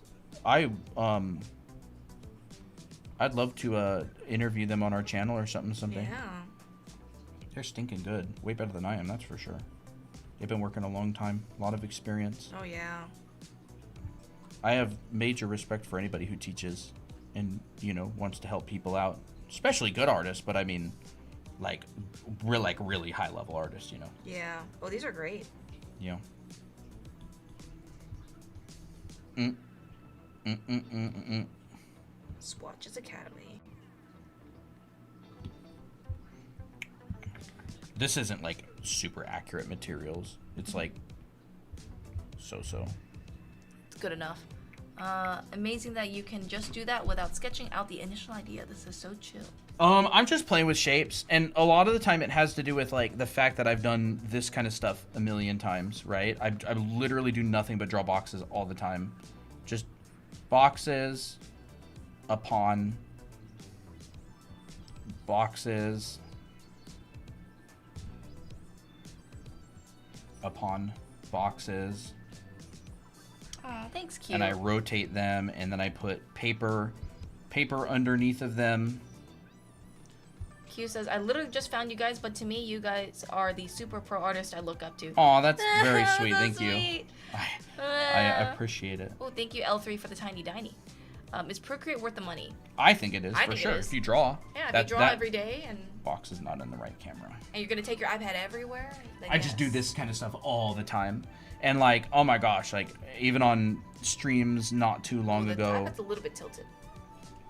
Even on streams not too long ago. I mean, we cover this kind of stuff on stream all the time. Krenz cubes, fisheye lens drawing, which I was actually supposed to get into, but I got distracted. Boxcoon, Krenz cubes, just so much stuff.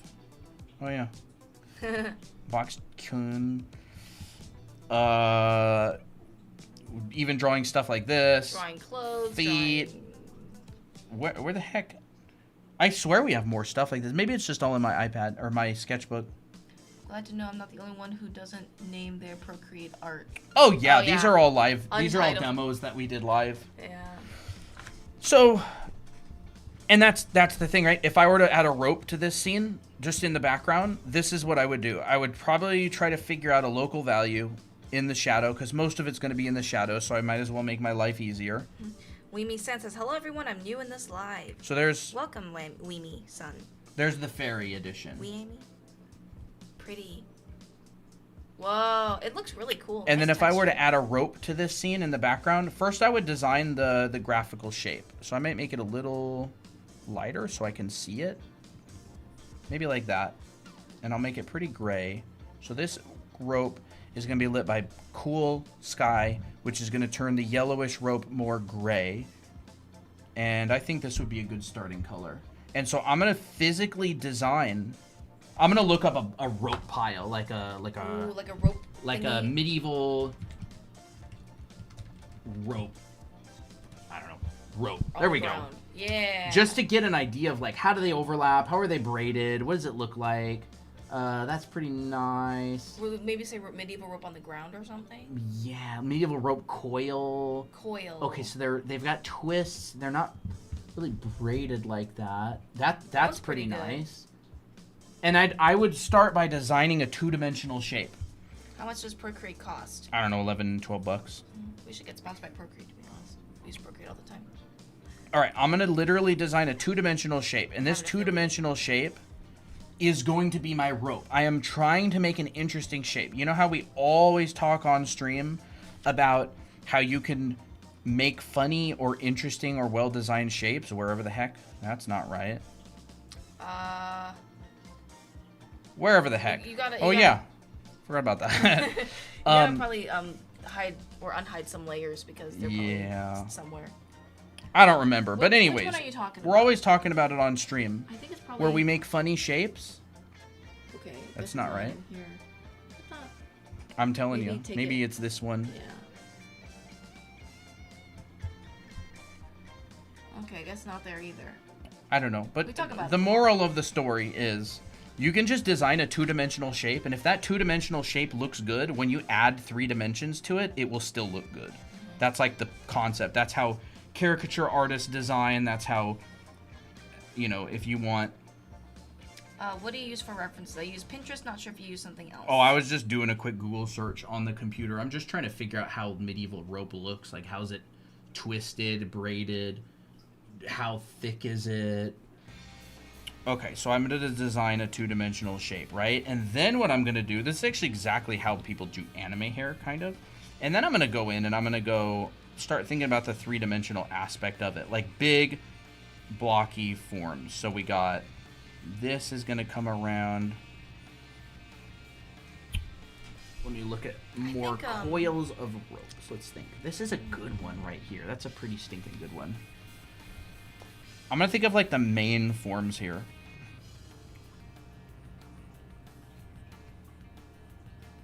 What if it was even like a rope bundle like this? Maybe this rope right here comes around. What about this one? Nah. I already drew out a shape. I'll probably just stick with this. And I'm doing this all on one layer, by the way. And this is all a cylinder, right? So this one, let's just say it comes up and over. So I've got this. This one, let's put like a hole back in there. So this is literally exactly what Christina does when it comes to designing anime hair. This is a cool vibe. Just want to show you real quick. Yep. That is fun. It's kind of like Lion, Witch, and Wardrobe, like the Snow... Yeah, the Snow Queen. Baddie Queen, whatever her name is. Lion, the Witch, and the Wardrobe. And then I'll have maybe like a piece that comes out here. So again, this is dimensional drawing. That's the way I think about it. And I'm not the best at drawing this kind of stuff.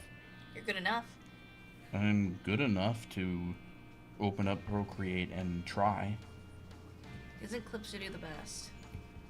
Personal preference. Or that's more personal preference, yeah. I've never even used it. I wouldn't call it the best, and I've used it. It's more about like if Procreate fits your needs, then it will be the best for you. A lot of people use all of them. Yeah. Some people will switch between programs like Clip Studio and then Photoshop and then other things. I'll tell you right now, any really good artist could use any of them. Yeah. Like if they learn the basics of the program, they'll be able to learn use any of them to make amazing art. All right, so there's like my rope shape, and I don't know if I should have it go behind this or not. It doesn't really make a lot of sense to go behind it. So what I think I'll do is I'll just take it out and I'll make it go in front of it, because like, is it wrapping around? Is there enough space between the box and the potion? I'd have to probably show it over on this side as well, which could be cool. So I'm just going to say, let's put it on this side of it. It'd be like slightly behind the box, perhaps? Yeah. That's fun. Maybe like that. And then... It's like a medieval still life. Yeah, it's kind of like a medieval still life. And then, where's the end of the rope? Maybe you could even argue that most illustrations is kind of like a form of still life. I mean, it's objects. Yeah. Yeah. Like, an illustration that's character focused is basically like a still life. A still life of a shot of people jumping. Yeah. I love painting still lifes in oil. It's really fun. I wouldn't mind doing more of those. Yeah, it is really fun. And so... I don't know. It's a nice, satisfying looking rope bundle. And then I'm just going to go in here, and I'm going to push this in you like separate out that. Yeah, I made a new layer for this just in case. And then I'm just going to do like that. Oh, that's and nice. we'll have it overlapping, because I really want to get that parallax in there. I want this chest going over top of this rope. So there's my rope. Like that's... And I've made it my shadow color. And so all I'm going to do is I'm going to figure out what's my rope in light color. So probably something like this. And I'll just figure out where it's lit at, right? I'm just going to be like, maybe there. Does brush matter when drawing? Not really. Brushes don't make or break the artist, but there's certainly brushes that artists prefer. There's absolutely brushes that can give you effects that other brushes cannot. So it just depends. I guess, but is my answer. I guess, but. Like, don't get me wrong, pros talk about brushes a lot. Because they know how to use it. But I'm sure electricians talk about electrician tools a lot. But the tools don't make you the electrician. The training, the knowledge, the training. but they're relatively important-ish. So yeah, that's how I would add rope. I would block out an interesting shape, I would put it in an interesting spot, and I would figure out the dimensional form, and then I would just kind of start lighting it simply. And now this in here, and then I would start thinking more about lighting in terms of like cores and casts. Definitely a core. Yep, we got a question. Definitely I'd hang a out core. more, but I need to go do something. Do you do this often? Yeah, we stream quite a lot. Christina, when do we stream? Well, now that our class is done, we're going to be streaming more regularly. So Mondays, Wednesdays, and Fridays for now. At 5 p.m. Pacific, generally. We kind of stream between 5 p.m. and 6 p.m. Pacific time. But we usually let people know on our Discord when we go live. So if you want to know when exactly we go live, without a notification, you can go join a Discord. But yeah. And all of our lives are actually saved onto our YouTube channel as well. So if you are like, man, I really want to continue watching this live, you can go to our YouTube channel and watch the full finished version. In your opinion, what makes art so tedious? What makes art so tedious? Yes, what makes art so tedious? I mean, you've got one brush and you got to paint a whole image with it. So like, it's like a laser that's got a like etch an entire image. So like, if you had two hands, you'd have two lasers, but people can't really paint with two hands. Oh, that'd be sick. Although Karo Koplinski has been messing with drawing with two hands. Oh, really? Yeah.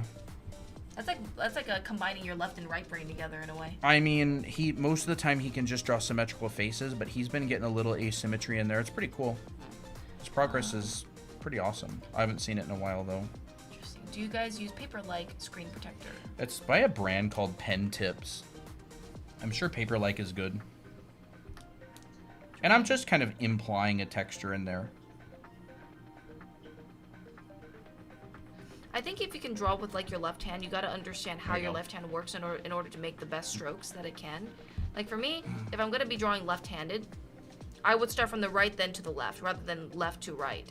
Weemy-sen. Hello, welcome. Thank you, Sinapia. Sorry, I haven't looked at chat in like half an hour. Draw Style Tattoos, Shuli, Nyan6, Sushi. Thank you for the follow. We should get sushi sometime. Yeah. There we go. And then in the shadow, I would probably take this. It's a pretty good color. Like, honestly, I think that's pretty good. I could just nudge it a little bit more towards blue, and I'm just desaturating it.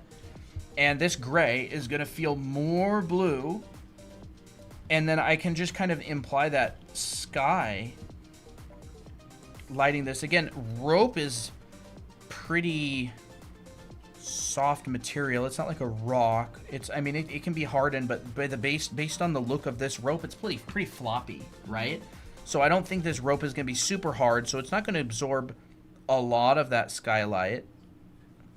So I might just pick a couple little areas, and then I'm just going to come down here. And let's just put in a couple of those darker areas. Sushi said, yeah.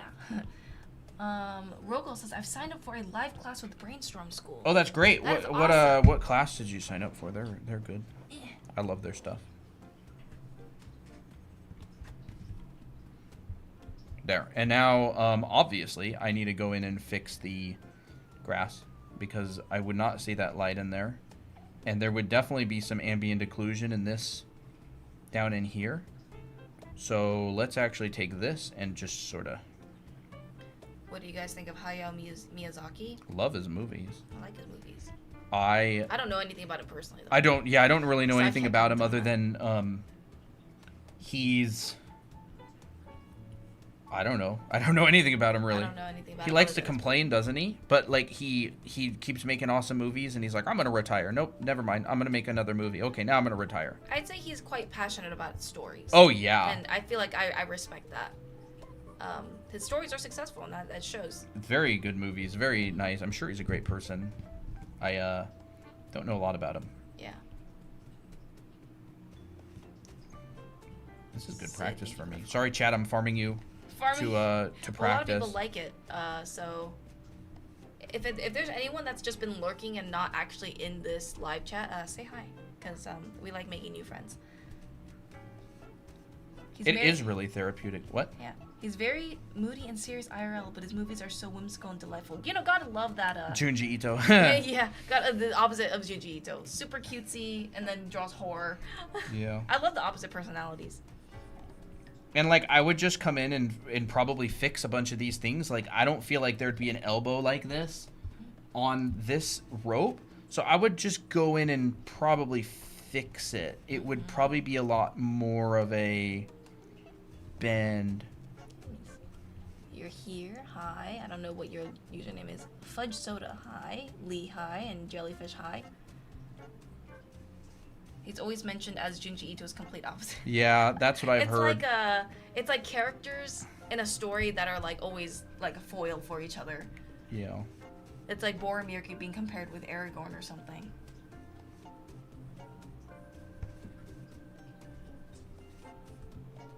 Yeah, I mean, and this is just the kind of the rendering part, but all of the important stuff I set up earlier, it's not like this isn't important. How do I figure out color theory and rendering? Well, we're doing that now. There you go. You can go to YouTube. Yep. And rewatch this entire artwork from the very first brushstroke in real time. I like this cute little fairy. That's kind of cool. Do you want me to make it more girly? You can, absolutely. 1 second. I'm going to add just a teensy-weensy bit of purple into... Can I get a hi, please? Hello? Hello. Akui? Oh, sorry, I don't know. I can't pronounce that. Great. It was very nice to be with you guys. I love your lives. I'll come back later. Awesome, Mikhail. Awesome. Mikhail or Mikhail? I don't know which one. And so, like, at this phase of the artwork, I would actually come in here and I would probably lower the entire opacity. I'm a drawer. Like, professionally, I've trained in line work and drawing. So I would come in here, I would lower the opacity, and I would come in here and figure out each individual blade of grass, how it overlaps. Study share. Miley posted All that something, kind of study thing. share. Like, because this is super rough, right? Like, this is not at a level that I would really post this artwork. I think the foundation is good. I think the structure is fine. I think there's a tangency right here that I just noticed. Look, Miley did a study. Oh, that's good. Miley's been following along the live, doing a study. Wow, that's good. Really nice color choices, too.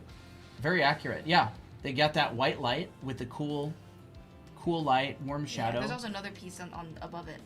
Oh, that's very nice. Look at this. Oops. Norman, he says he's a drawer. You guys put your clothes in him. I am a drawer. A drawer. I used to have a Drawler. teacher. Yeah, I used to have a teacher in high school. His name was Mr. Reiner. I don't remember. Oh, that's a funny he was a bald guy. Now I'm bald, funny enough. He used to say drawing. Drawing. And then he used to say something about rendering. I don't remember. That's funny. It's funny because you're always like, oh, I'm a painter. But then you're like, actually, I also... Well, professionally, I guess both. Like, I've been trained to do both, but, like, FZD was almost entirely about drawing. Yeah. I'm more of a drawer. I think in terms of drawing. Yeah. So, like, if I were to want to fix this image... You would draw it. I would draw it. Like, I would go in here and go, tuft of grass here, tuft of grass here. I kind of like, honestly, how this turned out. It's kind of happy all with that it. painting, traditional painting, turned out to be pretty good. So now we have new thumbnails for stream. Yeah. Let's go. You know, maybe we should also take some of these lives and just start making thumbnails. Start turning them into thumbnails. We later. did with this one. Yeah, but what I mean is like these are like for later thumbnails. Oh yeah, that's right. Yeah, we could. Hey Kiki, I love being a drawer. That's great. A drawer. Drawing. Lots of never run out of clothes. Nope.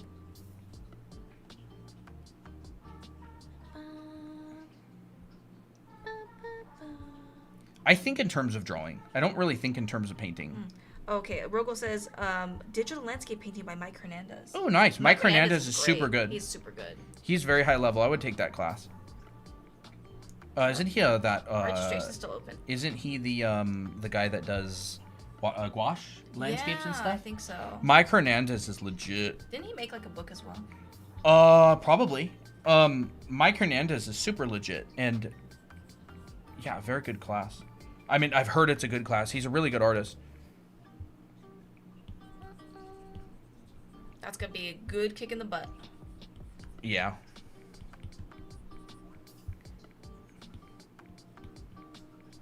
I don't actually want to put those darks. I know that we got a lot of people in here. How do you guys like these demos? Do you guys just like chilling and watching them being done? Yeah. I know that there's like times where we'll just do mainly tutorials and like little demos, but kind of rarely these days do we do these more like longer ones. So let us know. Yeah. What do you think about stuff like this? Oh, Soda and Kiki know each other. Oh, really? That's fun. That's fun. Q says, yes, this is beautiful and so insightful. Awesome. Maybe we could do more of these sometime. I know that Colton's very good at these. I honestly had no idea how this was going to turn out. I didn't have any idea what I wanted it to be in the very beginning. Chelsea says, I want to join in on the drawing, but I loved to watch. Nice. I tend to use the same kind of shapes with grass. I need to expand my grass. You know what? How visual about I look library. Some grass for you? I need to go touch grass. Grass. Let's have like a big prairie. Let's look at prairie grass. Let's do something. Oh, look at that. That's cool. Well, that's cool. I guess I could get in some other shapes. Like I could just desaturate this a bit, bring it down there, and we could even do like. I want to see the whole thing, please. That's what it looks like. Yeah. All done live on stream. You can watch the entire thing from the very beginning on YouTube. We're live streaming on YouTube as well. Can I do it on the ferry real quick? Try to do this. Okay. So I'm gonna. Oh, who would have thought? Reference. Sometimes you can just do like, you can just search up reference at different points in your drawing. So you're like, I want to search up different grass, and so you just search up references for grass rather than trying to find every single reference for like the entire piece. You can think in more like compartmentalizing it sometimes. Like, oh, I don't know, like I have this belt that I don't know how to draw, so I'm just going to search up a specific belt. My uni isn't an art uni. I'm so glad this live landed on my FYP. Yay! Awesome. I feel like I should make this Thank you, Q. bit. Oh, awesome. I'm glad that I hope that you'll become a new regular in our and don't be afraid to do stuff like this. Just put a dark line through this. That's parallax. Don't be afraid to be ballsy. Seriously.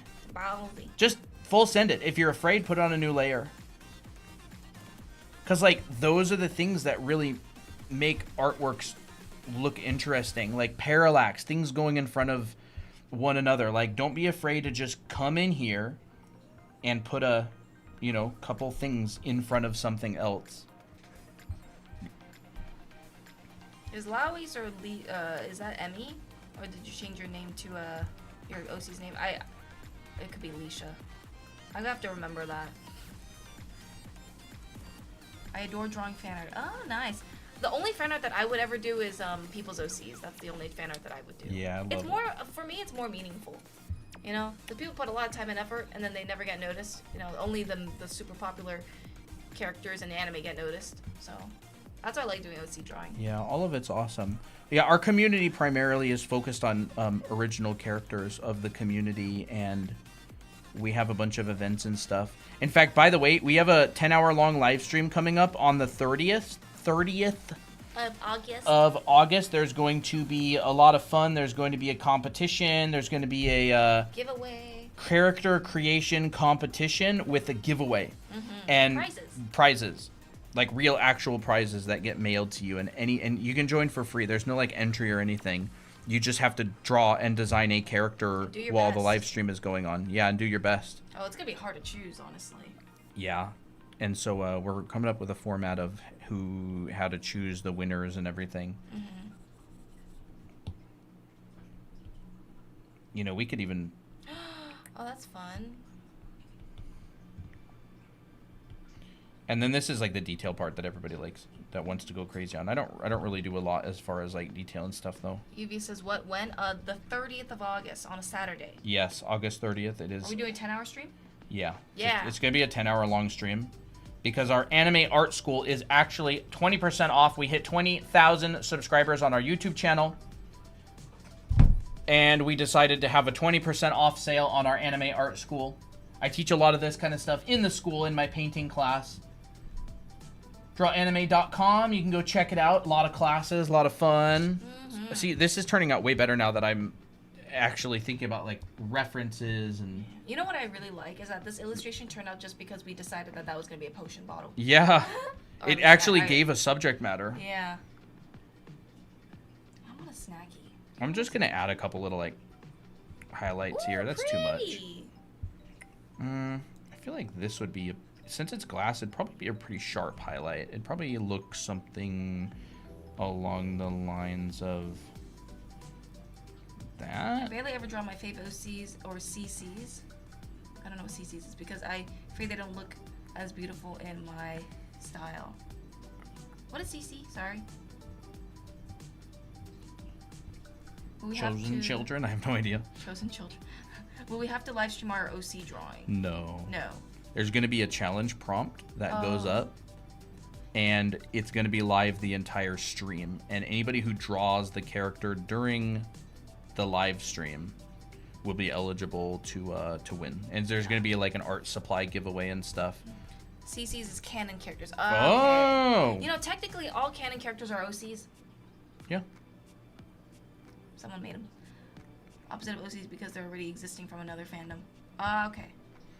See, I'm even thinking of the shadows right here. Like, I'm thinking this is a decent sized shadow. This is kind of a medium. There's a couple small ones around there. I'm always thinking about design when it comes to this kind of stuff. Always thinking about design. That's a really nice heckin' looking good rope. The man can draw ropes. I want that on like my tombstone. Boy, that guy could draw medieval ropes. Oh, I love the texture that you have in the wood and. So here's another cheeky little trick. You can go put play a little bit of this texture in there as well. Hatching. You reminded me of texture. And now hatching, or I should say texture, tends to show up in the core shadows of things. And when the light is hitting something at a steep angle. So I'm just going to go in here and find all the things with a steep angle. And all this stuff in here is going to have harsher shadows generally. So like you can see that as the form rolls around, it's getting hit by less and less light. And so there's going to be a lot more texture information showing up in here. I don't want to overdo it though, but you tend to get heavier texture in the crevices. Information, yeah, in the crevices. That's just a principle of rendering. Like, you learn that in any rendering class. You learn that in most figure drawing classes, too. Because if you're rendering a human figure, you get texture in the skin that shows up in the core shadows. And now I just kind of need to clean up this edge a little bit.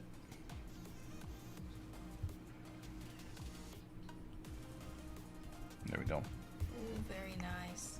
Well, there we go. I would say, yeah, that could kind of be it, honestly. I could put a couple little... Do you think the iron or whatever that thing is could be a bit darker or not? It probably could. You know, we can focus on how this thing is constructed. Quake feed have a notification. Really? How big? I don't know. I can't tell because it just says notification. Homie. That's so annoying. 8! An 8? Wow, that's high. Where is that? That? Wow, way down past the tip of South America. I wonder if it's going to stay in 8. That's wild. I got an earthquake notification thing on my phone whenever there's an earthquake in a world that's over a certain size. But a lot of the time I'll notice that there'll be like a big earthquake and then they'll lower their initial number. Ooh, Critscan says 25k. Ooh, nice. 25k. It just reached 25k. There we go. Yeah. Do you still want to 3D print as a baby chat sometime? I do. I think that would be super cute. How hungry are you? Kind of. You know what we should have? I have some pork thawing, but I don't really know what I'm going to make with it yet.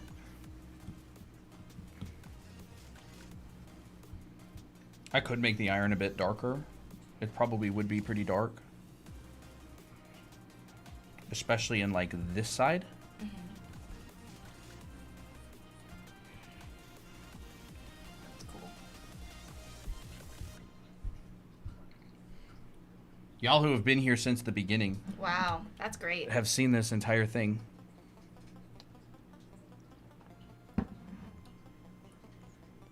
Poppy's the only one that came here today. Yep. And we'll probably get a little bit of a, let's just imply like a little bit of a cast shadow from that Ooh. light. It looks really good, Colton. It looks great. Well, thank you. Like, there we go. Ew. what? Just this blob back here is kind of weird. There. Like, I'm going to use a smaller brush because this is further away. So I'll just kind of, and I'm going to use a lower contrast because I don't want you to look at it as much. Cottage core woohoo. Yeah, it's cottage core, yeah. It's cute. Cutesy cottage. Guys, what are some cozy horror games? I'm currently playing I'm currently playing Little Goody Two Shoes, and I'm scared as crap.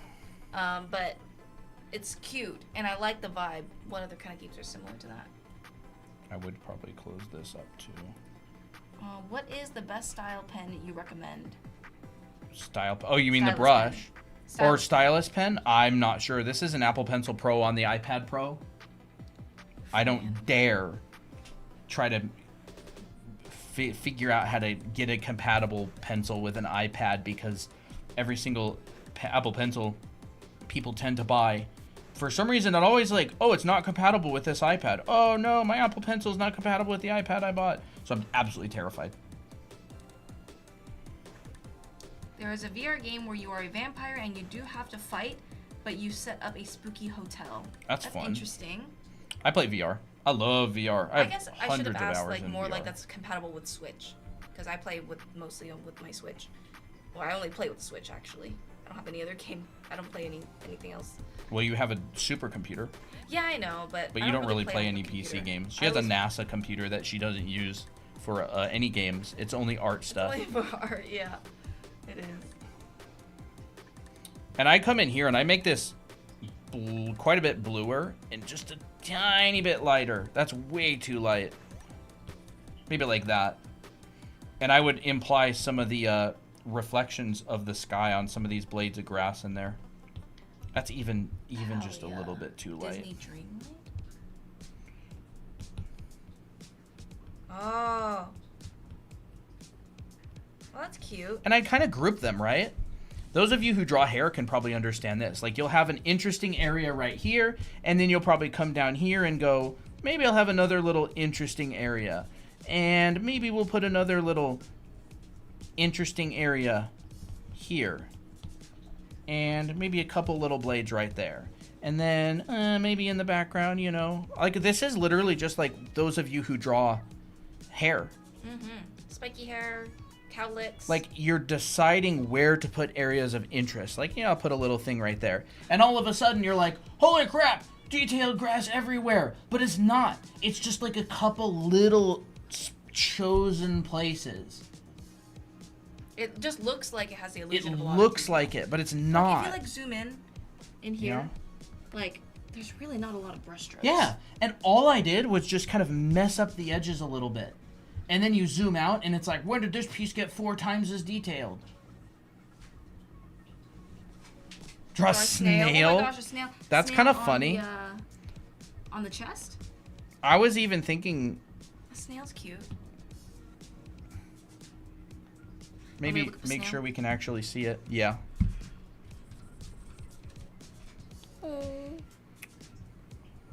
Oh, I just remembered a kind of traumatic memory, but it's not really that traumatic.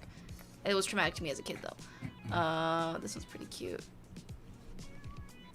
There was a classmate of mine when I was very little. He had like a bunch of snails, like snail shells, and some of them had snails in it.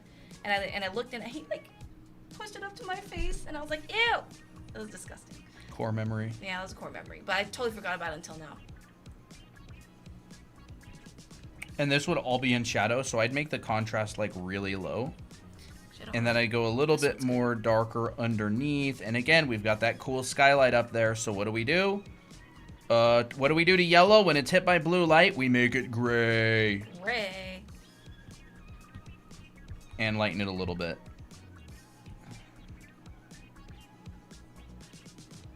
Yeah, we can even bring it to like Very, very gray. It's going to be very gray. What the heck do... Should I choose a different reference? No, I got it. Why the heck are the snails all facing right? I have no... Yeah, why are they facing right? Is a right-facing snail. Oh, well, this there's one's... one. But that one's kind of a I dumb... kinda like that one up there. That one's pretty good. That one is a little pretty good. goopy weirdness. Okay. Yeah, let's just do that.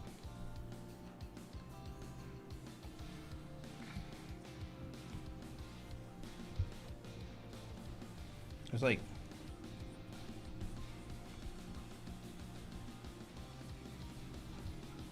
Let's like have the eyes like silhouetted by that thing there. There's like a little snail on this side. There you go. Crap, I still have that dumb thing up there. Just take it out. I'll just do it on the same layer. These are all... There's 3 layers, but I could easily merge them. I only really make a new layer when I wanted to experiment with something that I don't know if I want to commit to. Little misfortune.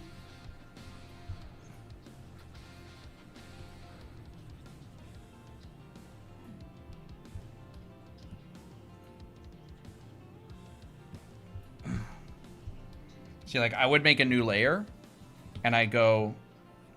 I might even want to, like, imply, like, a little area up there. Maybe, like, further away or something. See? Kind of adds, like, a cool distance. Like, implying almost, like, something further away. And then I would probably redraw this light. Would you just take it out? I would no, because I want it in the shot. Because it's still an educational piece after all. True. Blending educational with And then, you know, I go up here and just add a... I could even make this just a teeny... I just hate using pure white. It's just so... It goes against everything I've been taught. So there you go. There's that light source that's lighting that. Wait, that could be a fairy. Those two could be fairies. Oh, yeah! What about... That one. Yeah. What about a fairy here? Yeah. Right? So, fairy here. Fairy here. It's coming together. We've created lore. We've created connection, unity, story.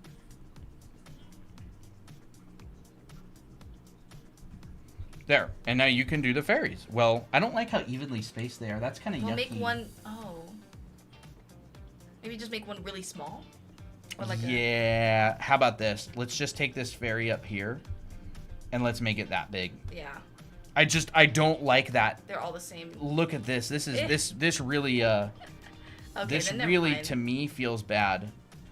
Oh, that's symmetrical. Oh my gosh. A very symmetrical triangle. Should you just move the... Very symmetrical. And so what I would do is... This fairy is obviously not the light source. So I'm actually going to take this fairy right here.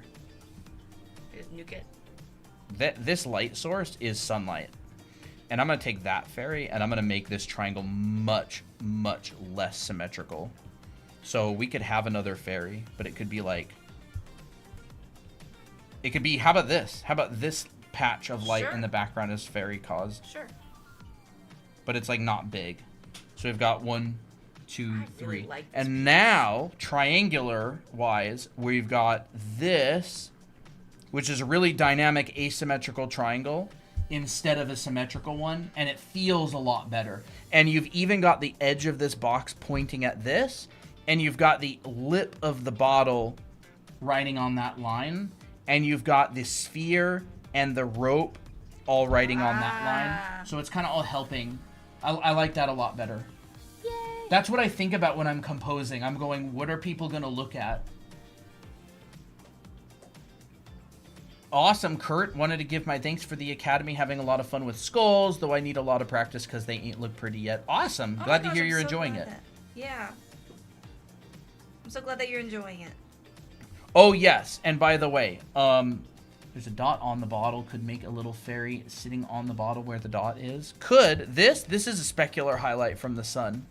But now that I do have a fairy in the background, I'm actually just going to imply like a little Highlight. specular, and then we'll just go.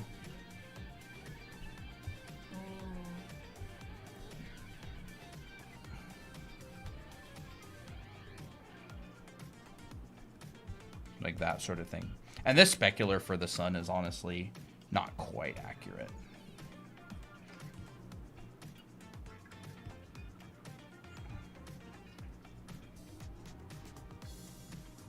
Where's that glass bottle reference? Did it get snailed? Nope. Can you look up potion bottle? Where was that? Oh, I think it was just all in the same. Can you look at? Yeah. Oh. This? No. Medieval row Down. potion bottle. It was that first one that I was looking at. Yeah, none of these are lit by sunlight. In nature? Well, that's a sick shape of a bottle. Potion bottle. Oh, that one's kind of cool. We could do something. What about this one? What? What about that one?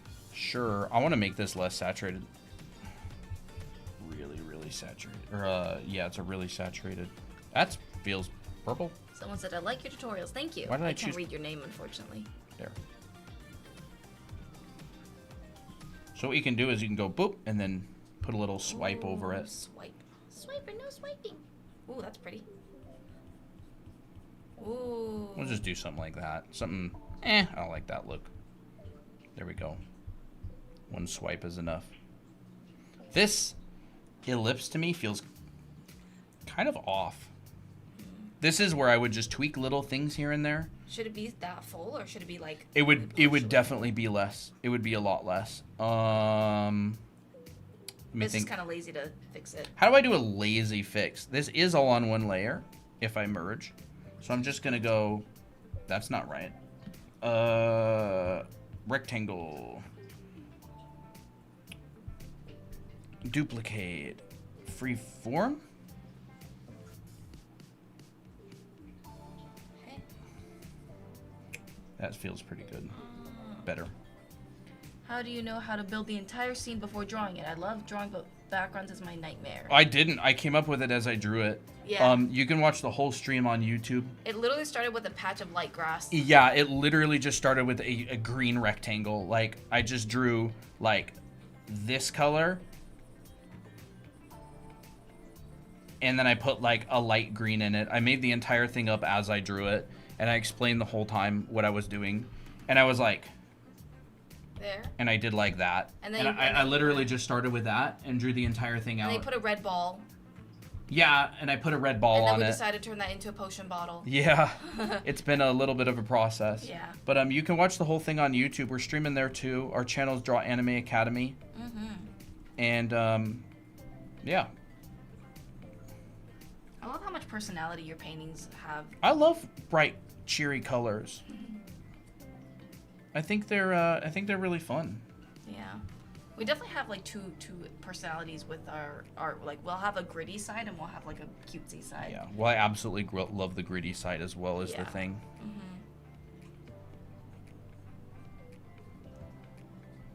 This is what would actually probably be on the edge right here. Bree says that's incredible. I'm about to sleep and I'm gonna check you guys out. Awesome, thank you. Sounds awesome. How long did it take to draw this whole thing? This whole thing. How far are we into the stream? We're 2 hours and 28 minutes into the stream. I started after what, like? I'm trying to find it. Okay. Okay. You started that. We started at the About an hour and a half. About an hour and a half more. About an hour and a half to make this. That's so pretty. I don't do this kind of stuff that often. I love it. This I love it when you is do a this. real treat. It sure is a real treat. A real treat. I have not painted in a while. I mean, I paint in the oil painting class, but I Toby? haven't painted. Dookie Toby? I don't know. I heard a meow. Captain Dookie? Honestly, the life is just drawing a fun image, chatting with you guys, and having a cat that's just sleeping next to us. Yeah, that is the life. That's the life. There we go. I think I'll call it there. You need the fairy. I'm gonna You do the fairies. can do the fairies here. Yeah. I'll put on a different layer. There you go.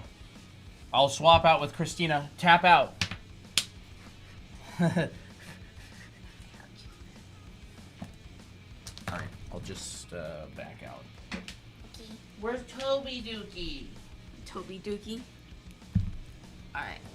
Can we get a kitty reveal? Yeah, we can get one kitty reveal. I actually Where? took a picture. Unfortunately, there's no kitty here. Right, well, that's... We can't do kitty cam because there's no kitty in the nest. But I did take a picture of Poppy sleeping like this. So that's one of our kitties. We got 3. Okay. I'm excited. So I think this pose, what I'm going to do here is I'm going to go in with like, I'm just going to sketch it out really quick. I want her to, I like the idea of like her hiding from the other fairies. So we'll do something like this. She is cute, isn't she? And then maybe we'll have her hand like this. No, that's not gonna work because I like the position of these wings. So maybe we'll have her standing or floating like this. You can make the image bigger if you want, so you have more resolution. Oh. It's still pretty small. Look how tiny this masterpiece is. Toby. I can't. If I do it, it'll just lower the res. So I'm just gonna keep it like this. No, for it's now. fine. Okay. I would make it like twice as big. Fill up that whole bottom corner with it. All right. You should I just merge? And just separate it out into a different layer? Nah, just keep the... Just raise... Just, you can merge mine. Yeah, I'll merge yours. The stuff that I did. Yeah. Yeah, And then I'll just separate this out into a different layer. Well. Sure. And then just make it bigger. I mean, at this point, it might be worth just making another layer. See how few layers I use, chat? I'll duplicate this again. And then I'll make it bigger. It's so precious. We'll do that. Now this big. Precious. Is this good enough? Yeah. Okay. Hold on. People wanted a kitty reveal, but he's kind of like... Kitty reveal. There he is. Toby. He's so tired. He's been sleeping after a long day of doing absolutely nothing. Absolutely nothing. Maybe playing with Poppy a little bit. Yeah, he's purring now. I'll give chat Toby therapy after Toby therapy. after he's done here. There we go. What if you carried him over the shoulder? What are you doing? He You wants don't- down. He wants down. He's like, I'm sick of being... I'm sick of being manhandled and taken from my nest. He's so cute. So I think this was my original gesture. So I think this is pretty cute. And then this one... Uh-oh. I don't know if he's gonna go into clingy Toby mode. Looks like the purple fairy is hiding from the yellow ones. Oh, we could make it so like the purple fairy's like unlocking the chest or something like. Cha. I was just That's like cute. having her kind of like inquisitively going to the chest. Oh, it's all good. And then I'll just do... Toby Maguire. Toby. I'll have this one looking down like curiously. My question is, I'll why just does do your this. autocorrect correct to T-O-B-B-Y? T-O-B-B-Y. Alright. Yeah, I enjoy stuff like this. I had a lot of fun. It's been a long time since I've done a painting like this. I'll just draw it in. Good stuff.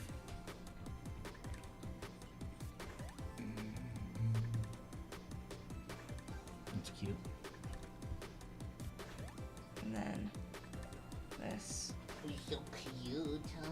You gonna go sleep behind us? This is the part where we call this a kind of a collab. No, he's clingy. Maybe I should make her legs even smaller. Uh-oh. He started. He started. Even Poppy's like, ugh, he started. What did you guys do? Look at her. So, She's little like- Toby's secret. If he finishes a nap, sometimes he gets extremely clingy afterwards and just meows and meows and meows, and all he wants to do is rub against you and snuggle you and be held like a baby. And he won't leave you alone, so he's distracted with his paw. Okay, never mind. So there's that. And then there's this. That's cute. I like showing things with relationships. Mhm. Relationships is so much fun. Unless it's drama. It's on a new layer. Yeah, that's on a new layer. So all this sketch is on a new layer. These are on a new Oh, layer. okay. Interesting. See, that's fun. And that's honestly good enough for the back ones. Yeah, for the back ones, it's that's just like... a little silhouette. This one I would probably refine a little bit more.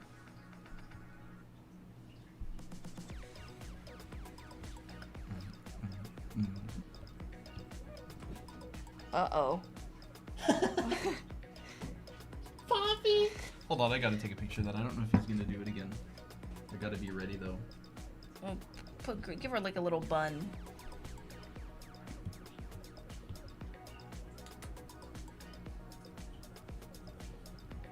Is he heading out? Yep, he's heading out. We're safe. We'll give her like maybe like a tiny skirt. But like everybody who's seen the painting demo, like you can see how it starts off really simple and logical. It's like I've got a warm side, I've got a cool side, and then I can take that cool side later and I can add a purple light to it. Like it's just gonna go on top of what I made. Yeah. And like a light is white or a light is very light. So I reserve all of my light values in case I want to do this sort of thing later. And I reserve all of my light values because I reserve white for light. And so I never go very light. Are you still here, Miley? Are you still drawing? Are you trying to follow along? I did not go super slow on that demo, by the way, so I would be very impressed whoever... followed through. What the heck? Oh, so they're reselling... Lau, are they reselling it? Whoa, 89 what? bucks? 89 bucks? That's crazy. What? Better be a That's- signed copy. that's $1 wild. is 1,200 Argentine pesos. They're like 80, 90 USD. What? Why are they selling it for so much? Like, we don't even sell our stuff that much. That's wild. I mean, hey, if they want to contact us, we could send them over some books. yeah. And they could buy it and... We could get a cut. You know. This isn't done right. But, like, the only way to get those books is by buying them on Amazon. So they're basically... They're not scalpers because you can't get them over there anyways. I think it would be considered, like, resellers. I have no idea. The only way to get those books is from Amazon. So they definitely bought them from us, and then they're selling them over there. Selling for more, I guess. Unless they've gone and cut the book apart and scanned the whole thing on a scanner and rebuilt the book. Oh. But... Oh. Now they're spending time together. Poppy's trying to lick Toby and clean him. I see his hair's messed up. All right, so there's my little fairy. The rest of these I'm just gonna leave. That's cute. I honestly feel wait, like hold I on. should have made the ground below the fairy a little bit Hold up. more well lit. Grass can be kind of reflective. Is there a fairy on there that's trying to open it? Yeah, she's like, eh.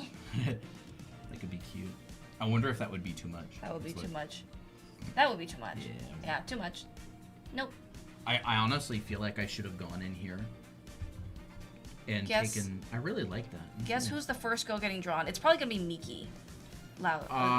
Honestly, I can't wait any of them. Oh, Any I of totally them. forgot about that. Oh my gosh, I'm so excited. I'm so excited too. I can't wait. That's gonna be a cute little collection. Yeah, we officially commissioned Lau to do a drawing of each of the girls. It could be June though, because she put a cat on it.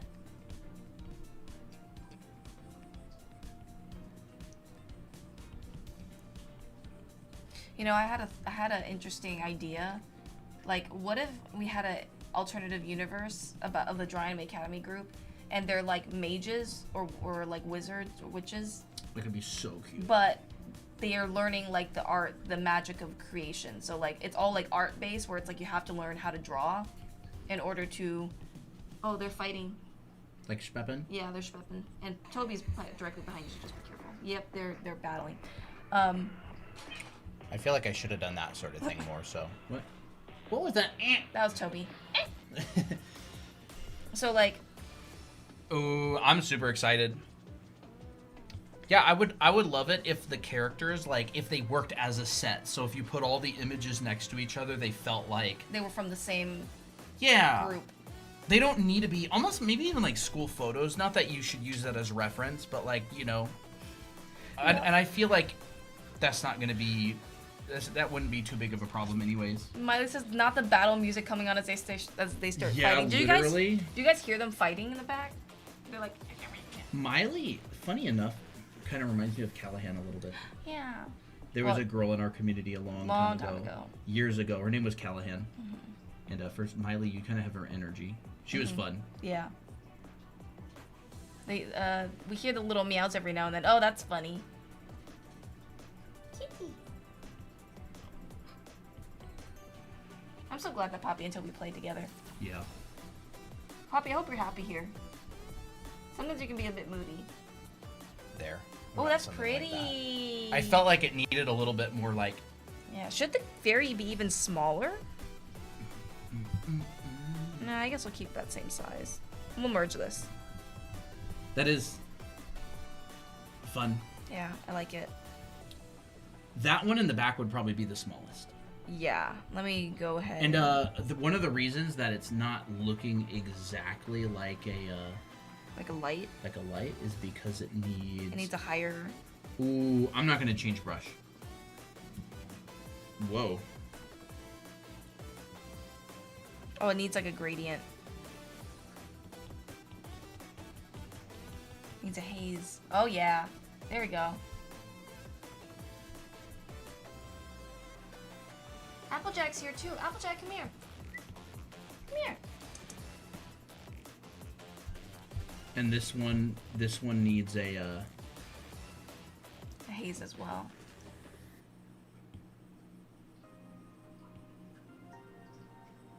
Wait, I know.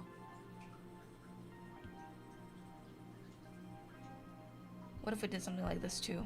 Kind of surrounding the fairies. Yeah, it needs like a little haze. There's a kitty named Applejack. Yeah, he's big back Applejack. Where is he?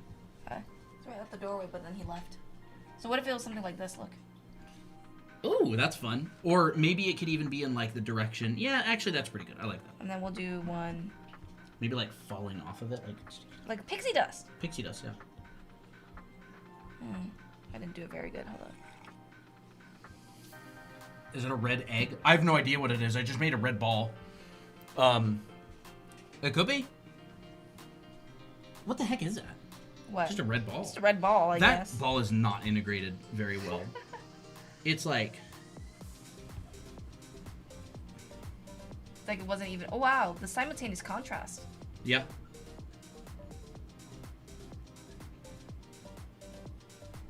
Applejack, meaning the cereal, not MLP or anything. Yeah, he was named after this cereal, and we just kept the name. There probably is. He got to the rescue in a group of 8 different cats, and they named all the cats after cereals. So there was like Raisin Bran, Applejack, Cinnamon Toast Crunch, a bunch of cereals. What do y'all think? We got completely sidetracked. Yeah, we didn't cover. Did not cover the stuff we said we were going to. We covered some of it, okay? We covered. Look, backgrounds, check. Composition, backgrounds, check. Shading, yes. Check. Composition, backgrounds. Look, boom, and composition. Yeah, so we did cover a lot. It was just in one thing. So took it all out. We'll probably cover head angles and hands another day. I know. And another nice thing is, I'm glad because we can use this in future streams to tell people, oh yeah, this was in a past stream.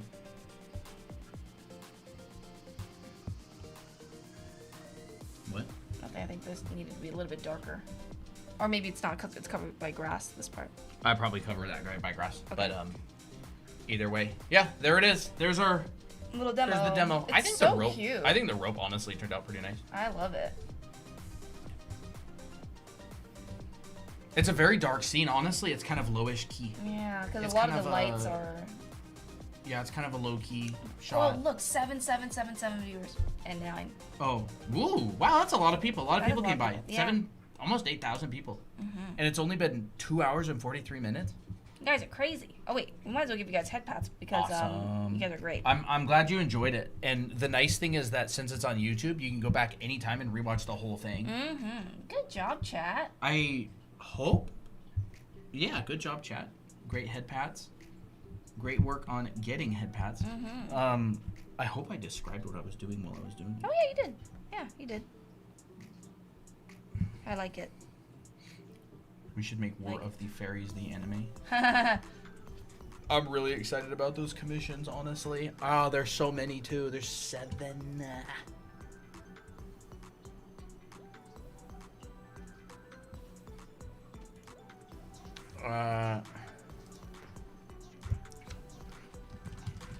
Turned out so cool. I agree. Colton is very good. What is that called? The little bunny thing? Chikawa? Chi. How do you spell it? Chikawa? Mm-hmm.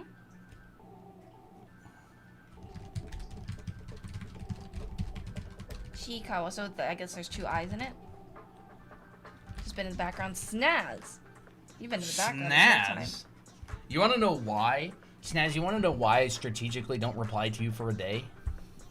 Because I can't afford another streak on TikTok. So I have to be very careful how many days in a row I talk to someone. Speaking of every 2 days I don't respond to Snaz for a day. It actually takes more effort than just having a streak.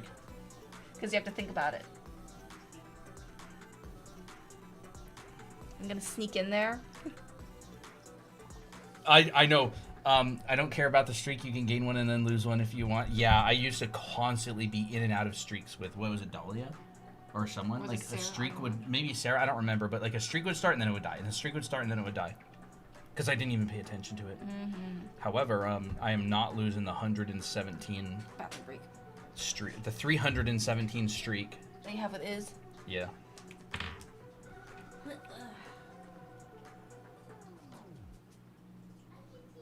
Wow, your live streams are really professional. Interested in chatting? No. Oh, one of the kitties emptied the entire toilet paper roll onto the floor in the middle of the night. And it's Toby, but we don't know who it is. It's Toby. Here's a picture of it. Completely empty. What'd you say?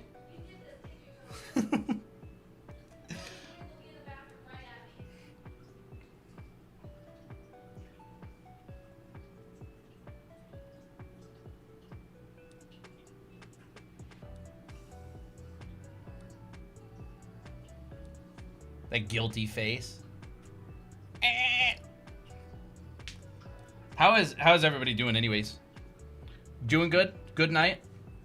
Are you excited for the stream August 30th? Can't help it, he's just a little guy? Yeah. Yes, stream on August 30th. There are going to be prizes. There's going to be an art competition. We haven't figured out exactly how we're going to judge the art competition. Right now, we're thinking of going 1 community vote, 1 Christina and my choice, and then 1 person gets picked at random out of the challengers, and all 3 of them receive prizes. Long day. So do you just watch my TikToks I send you, then wait before you reply? Sometimes I don't watch them at all, but most of the time I'll watch them.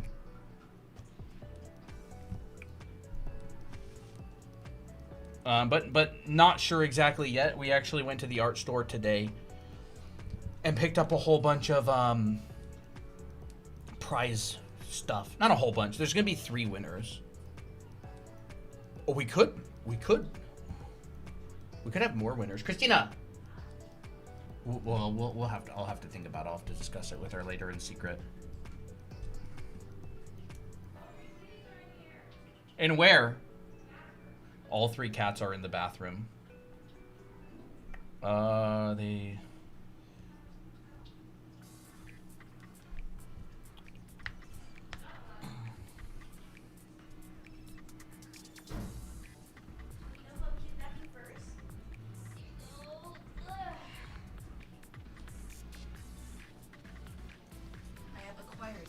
Apple!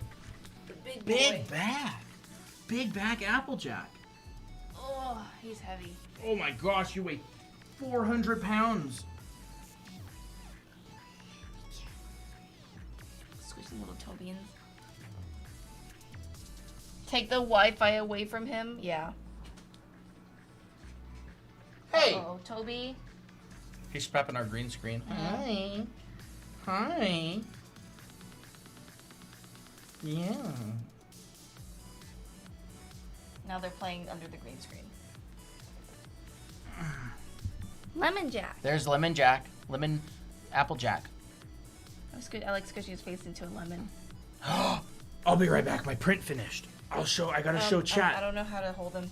Just Alright. reach your arms out and pray.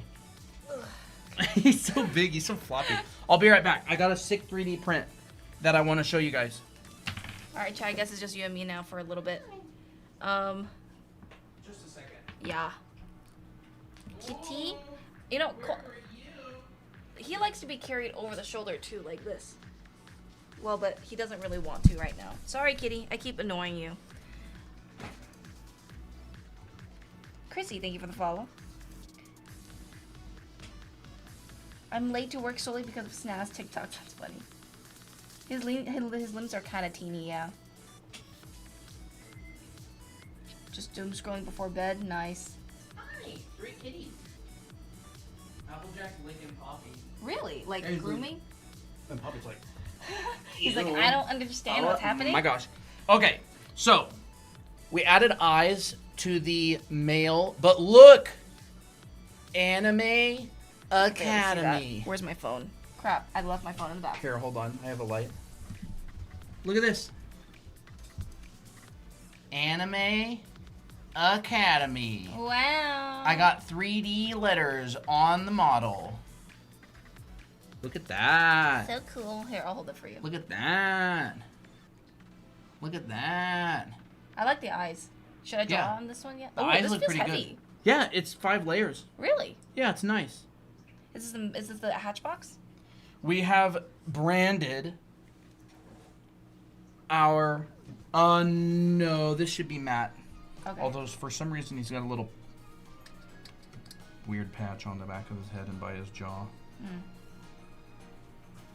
Anime Academy. And he's got a... yeah, you can draw on this if you want. Do you want a FH? Yeah. How about PN? Sure, PN sounds good. That's brown. Oh, give me PN, because I want to try with the PN. I don't see any... here's one. Alright, I have to do it like this. Alright, Chad, I'm going to have to lock in. You're gonna have to be like... Pretty good.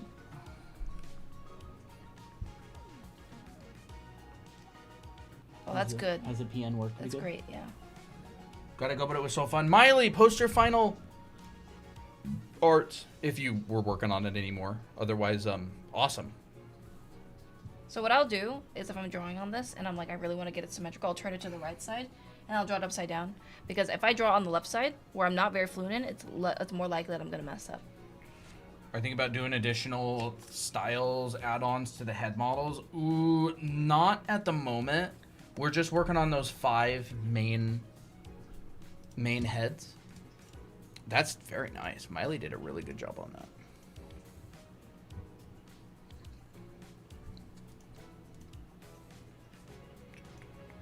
Oh yeah, very nice. Toby is going bananas. And Poppy's spepping him through the green screen. Come on. Quit that. This green screen was 20 bucks. I ain't wasting that. I don't know how much it was. Was it really 20 bucks? I thought it No, was more it's a expensive. big green screen. Like, it's a big cloth. It's like 12 foot by 7 foot or something. But it feels so nice in here now that we got like a Yeah. nice green screen. Upside down is crazy. Well, when I see things upside down, I don't think of it like, oh, this is an eye. I start thinking of it like, oh, this is a graphic shape. So it actually makes it easier for me to like, it kind of, Miley Artware and Studies share. what was it? It's like, it's kind of like, it takes me out from like the usual flow of drawing an eye. And it makes me see things differently.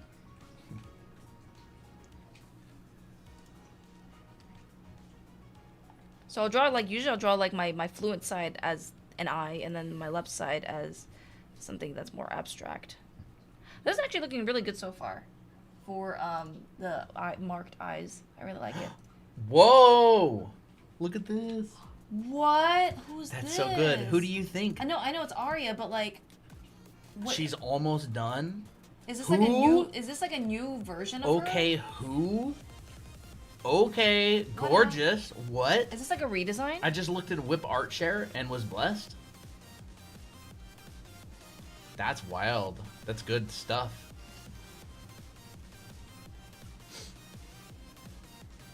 What the heck is Chikawa from anyway? It's like a show? It's a show, yeah. It's like a popular manga, and then it turned into a show, and everybody's like Do I raving keep about it. bumping you? A little bit, yeah, but it's fine.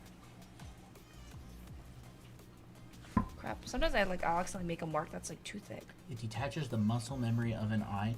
Yeah, it's funny. We were in painting class yesterday, and Robert, our teacher, was doing a demo in oils. Oh wait. Go ahead. He was doing this. He did this demo in class with oil paint from the live model, and he flipped it upside down. He started painting upside down, and I said, you know, things get serious when he starts painting upside down. That was funny. Yeah, he thought that was kind of funny. But it's true. Like, it helps you think of things more graphically in graphical shapes. So what's so good about the show? Is it just because it's silly, or is it because it's like an actually good story? Yeah, he did like a monochromatic study. Oh, and he gave us a free painting. I know. We brought him some Asaro heads, and he gave us a painting. So like I'll do this with the eyebrows, right? So now I'm not thinking of this as an eyebrow, but just a shape that I want to like draw symmetrically. And it's so cool. We're gonna hang it up. Yeah. Oh, it's so good. I need to hold it like this. It's like the painting's like this big. It's like small. It's like what, 6 by 6 inches maybe. Chikawa is basically the new Sanrio. Nothing will replace Sanrio. No, I'm kidding. Chikawa is pretty popular. Slice of life that really emphasizes enjoying the simple things in life while also being fun. That's cute. I could never draw upside down. Do it. Try it. Do it. It's actually really fun. It actually makes you like kind of trip out a little bit. Do it. Just do it. Okay, gotta thicken it. What on earth? What on earth is happening? Kitties are messing things up right now. Oh,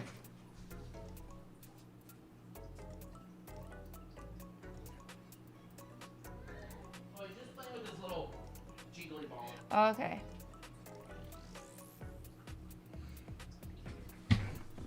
Whoa. I ran into you. It's okay.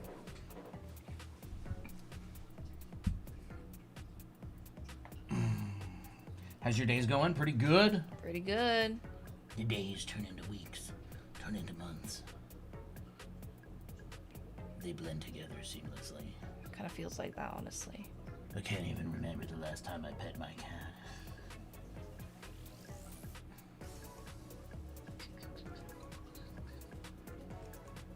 Are you both making one? Huh?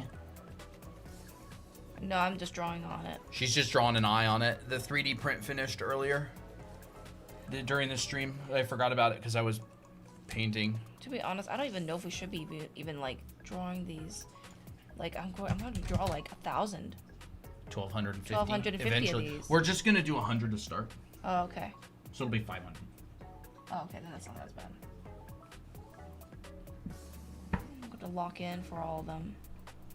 One of my art teachers tells us to draw without looking at the paper at the end of the classes. To each their own. There we go. Oh, that looks pretty good. Not too bad. Little bubbos. I never took the little plastic bits off of the ears. Oh. Look at that. Anime Academy.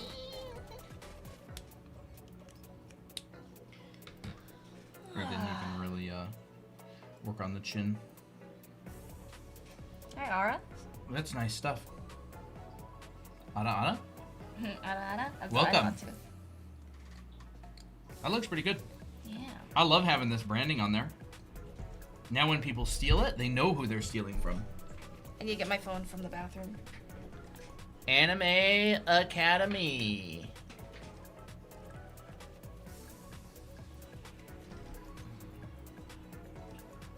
Pretty nice. I'm gonna put this Anime Academy on all of them. What do you guys do in this stream? I did this demo from start to finish, and we also talked about like some head shapes. I guess when I was saying earlier that like I'm a drawer, I think about things in terms of drawing, but mostly I paint. Like if I want to fix something, I'm going back to line work for sure. Like I'm not going to try to fix a design with paint. That would be suicide. But I love painting. It's very fun. Well, I'm kind of ready to wrap up. I gotta think about what to make for dinner. It's 8:17. Yeah, it's gonna get later. Thank you, Ara. Thank you, Ara.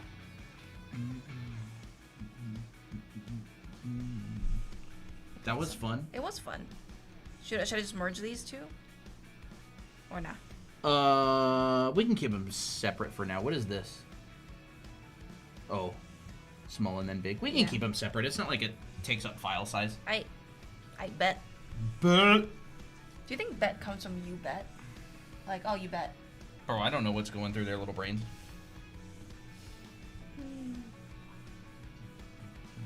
What's a meal that I can make with pork shoulder? Ooh, that'd be a fun thing to paint.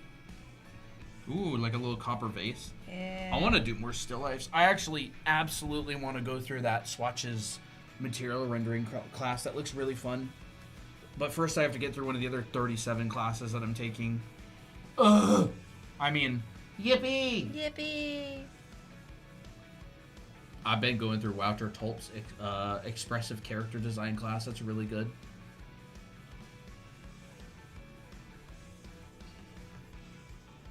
This is a chill stream to have on. Awesome! I'm glad you enjoyed it. Yes, I think that's going to be it. Don't forget, Anime Academy crew. There's going to be a 10-hour-long live stream on Saturday, August 30th. There's going to be a character design challenge going on during stream. We're going to announce it at the beginning of stream, and it's going to go on throughout the whole stream. And there's going to be prizes. So some people are going to win prizes, and we'll contact you if you win and get your stuff shipped out in the mail to you. Sounds good.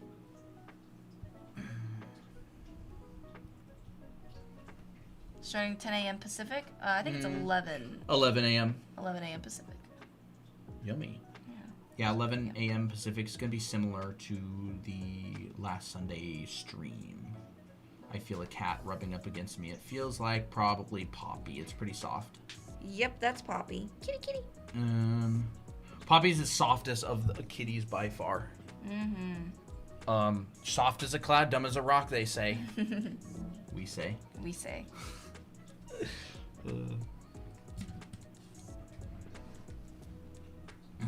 They're so cute. I know, I love them.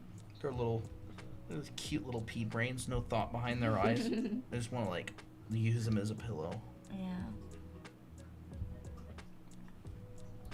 Been suffering from art bloom. Any inspiration, ideas? Art bloom? That's a new term. Art block? Learn a new subject matter. Yeah. I would say. Draw something new. Try something new. Draw something fun. Block. Yeah, I knew you meant block. Kitty, come here. But for legal reasons, I have to read what you wrote. For legal reasons. Getting sleepy. Awesome. Had Had a pretty good stream. Yeah, I enjoyed it. Yeah, and don't forget, Anime Art School is on sale, 20% off. Drawanime.com, code 2420. Right there, you can take a screenshot of that. And go check it out if you're interested in learning the foundations. I do teach a painting class in there. So if you're interested in being able to do this kind of stuff, I teach you all those fundamentals. Lighting, rendering, colored lights, how to find the right values, color theory, how to calculate cast shadows, which I didn't do at all on this painting. A lot of stuff that allows you to paint better, faster. But yeah, awesome. Well, everybody, I think that's gonna be it. We will be live. What is today, anyways? Thursday? Thursday, yeah. It is Thursday. Wait, Why did we go live today? Because we didn't go live yesterday. We didn't go live yesterday, did we? No. Okay, we're probably gonna be going live tomorrow Yeah, again. Probably.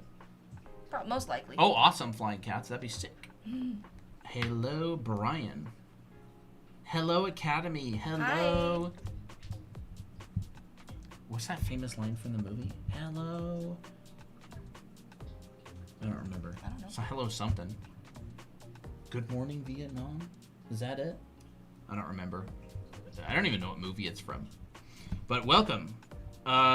Unfortunately, we're wrapping up, so we'll talk to you guys later. See ya. Yes, see ya, everybody. Thanks for hanging out. Hello, Sailor. That's another one. Hello, Dubai. There's probably a bunch of hello things, aren't there? Sailor. All right. Bye-bye, everybody. See ya. Have a great night. And YouTube, we're going to wrap up there as well, so talk to you later. Bye. Bye-bye.